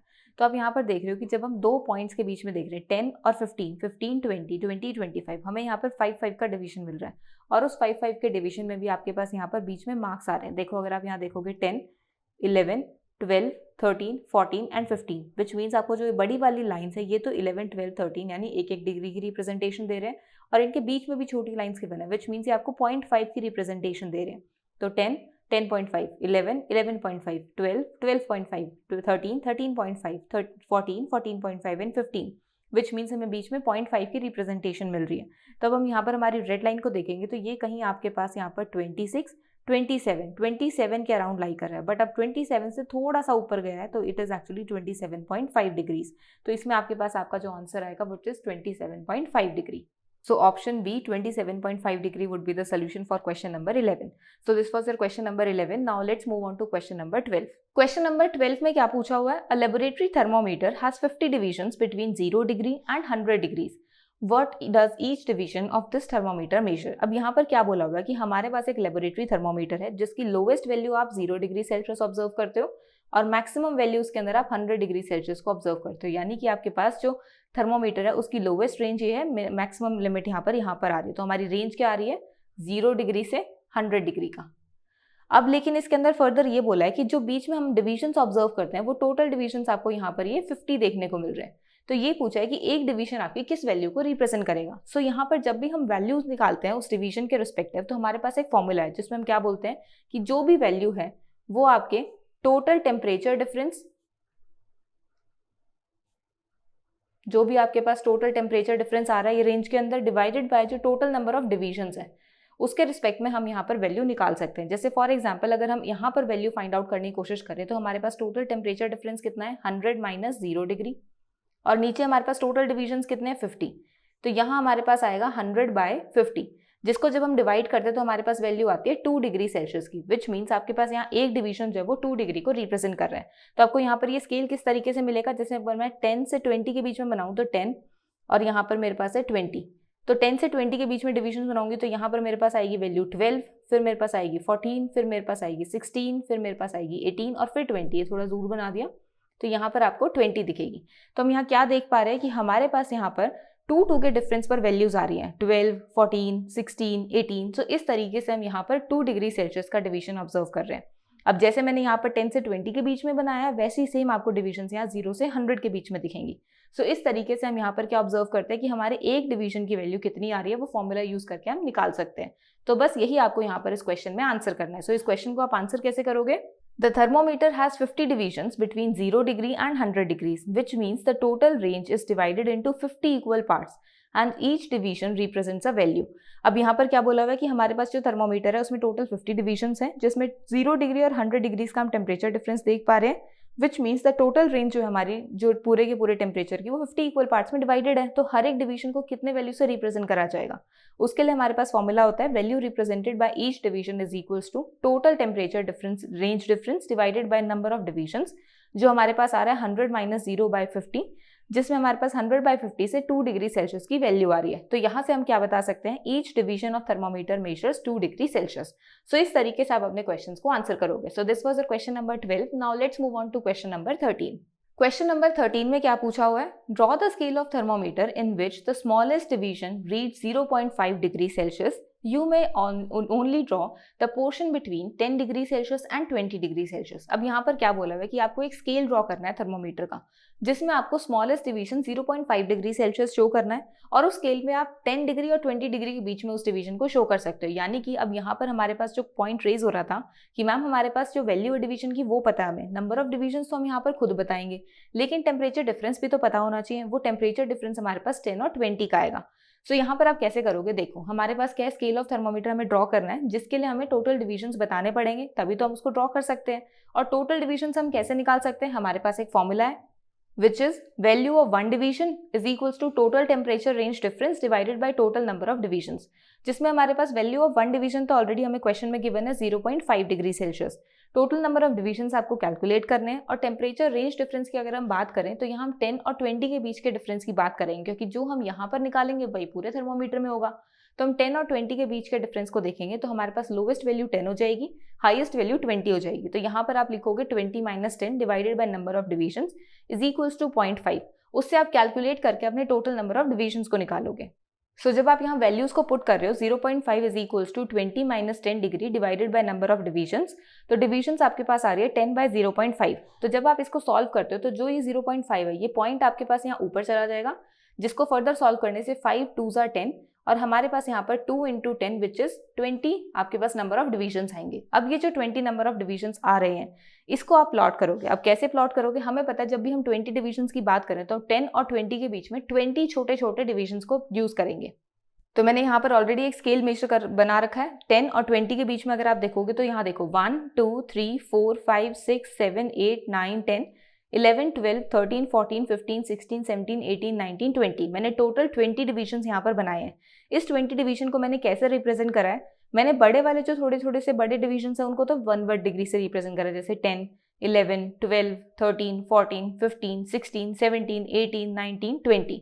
लेकिन जो ये छोटी छोटी हैं ये 0.5 को रिप्रेजेंट कर रहा है, जैसे 10 10.5 11 11.5 12 12.5 13 13.5 14 14.5 15 15.5 16 16.5 17 17.5 18 18.5 19 19.5 20। सो इस तरीके से हम यहाँ पर हमारे स्केल को रिप्रेजेंट कर सकते हैं। अब मैंने आगे भी रिप्रेजेंट करा, आप चाहो तो रिप्रेजेंट कर सकते हो वरना नहीं भी कर सकते हो। जैसे मैंने आपको बताया था 10 और 20 के बीच में जो आपके पास नंबर ऑफ डिविजन्स और जो आपके पास टोटल वैल्यूज आएंगी वही आप आगे भी शो कर सकते हो। तो पूरे टेम्परेचर डिफरेंस की रेंज को भी लेना जरूरी नहीं होता, आप एक छोटी सी रेंज से भी पूरे क्वेश्चन को सॉल्व कर सकते हो। So this was the question number 13। Now let's move on to question number 14। Question number 14 में क्या पूछा हुआ है, Komal tells you that she has a fever of 101 degrees, does she mean it on the Celsius scale और on the Fahrenheit scale. अब यहाँ पर आपके पास एक लड़की आ रही है कोमल, जो कि बता रही है कि उसको एक फीवर है 101 डिग्रीज का, लेकिन उसने ना इसके अंदर डिग्री के साथ में जो यूनिट है वो मेंशन नहीं करी कि ये सेल्सियस में बता रही है या फ़ारेनहाइट में बता रही है। तो यहाँ पर हमें कंफ्यूजन क्रिएट हो रही है। अब आपको यहाँ पर ये कंफ्यूजन क्लियर करने की 101 डिग्री सेल्सियस है या फिर फ़ारेनहाइट है। सो उसके लिए हम क्या देखेंगे, हम इन दोनों वैल्यूज़ को कंपेयर करते हैं। हमें पता है जब भी हम सेल्सियस और फ़ारेनहाइट की बात कर रहे हैं तो हमारे पास दोनों के अंदर एक पर्टिकुलर रेंज आती है। अगर हम फीवर की बात करें तो ऑब्वियस सी बात है, हम ह्यूमन बॉडी के टेम्परेचर की बात कर रहे हैं और कोमल अपना ही टेम्परेचर बता रही है। तो ह्यूमन बॉडी के टेम्परेचर में जब हम सेल्सियस की बात कर रहे हैं तो वो आपके पास 35 डिग्री सेल्सियस से 42 डिग्री सेल्सियस के बीच में रेंज रहती है। वहीं अगर हम फ़ारेनहाइट स्केल की बात करते हैं तो वो आपके पास यहाँ पर 97 डिग्री फ़ारेनहाइट से 104 डिग्री फ़ारेनहाइट तक रहता है। विच मीन्स हमें यहाँ पर टेम्परेचर डिफरेंस का रेंज देखने को मिल रहा है कि इतना ही टेम्परेचर रह सकता है ह्यूमन बॉडी का। अब अगर हम 101 डिग्री की बात कर रहे हैं तो ये तो हमारे फ़ारेनहाइट स्केल में फॉल कर रहा है। विच मीन्स ये जो 101 डिग्री बता रही है वो एक्चुअली 101 डिग्री फ़ारेनहाइट बता रही है। वैसे भी हमें पता है कि 42 से ऊपर अगर हम जाएंगे तो वो तो काफ़ी हाई टेम्परेचर हो जाएगा और 100 डिग्री सेल्सियस 101 डिग्री सेल्सियस वो तो बहुत हाई हो जाता है, जो कि हमारी ह्यूमन बॉडी बियर नहीं कर सकती। सो इस वजह से यहाँ पर जो कोमल टेम्परेचर बता रही है वो फ़ारेनहाइट स्केल में बता रही है। सो आप इस क्वेश्चन को आंसर कैसे करोगे? 101 degree fever is meant on the Fahrenheit scale because human body temperature ranges between 35 degrees Celsius to 42 degrees Celsius in Celsius scale and 97 degree Fahrenheit to 104 degree Fahrenheit on Fahrenheit scale and 101 degree lies in the Fahrenheit scale range। हमें पता है कि जो हमारा Celsius scale है उसकी temperature degree जो range है वो ये है और फ़ारेनहाइट स्केल की रेंज है वो ये है। अब जो हमारे पास 101 डिग्रीज है वो एक्चुअली फ़ारेनहाइट स्केल की रेंज में फॉल कर रहा है। इसी वजह से जो ये कोमल है ये आपको टेम्परेचर फ़ारेनहाइट स्केल की रीडिंग में बता रही है। सो इस तरीके से हम हमारे क्वेश्चंस को आंसर करेंगे। So this was our question number 14 and with this your chapter is completed along with the back exercise. I hope आपको पूरा का पूरा चैप्टर और सारे के सारे क्वेश्चंस अच्छे से समझ में आ गए होंगे। अगर फिर भी कोई डाउट है तो आप कमेंट सेक्शन में पूछ सकते हो।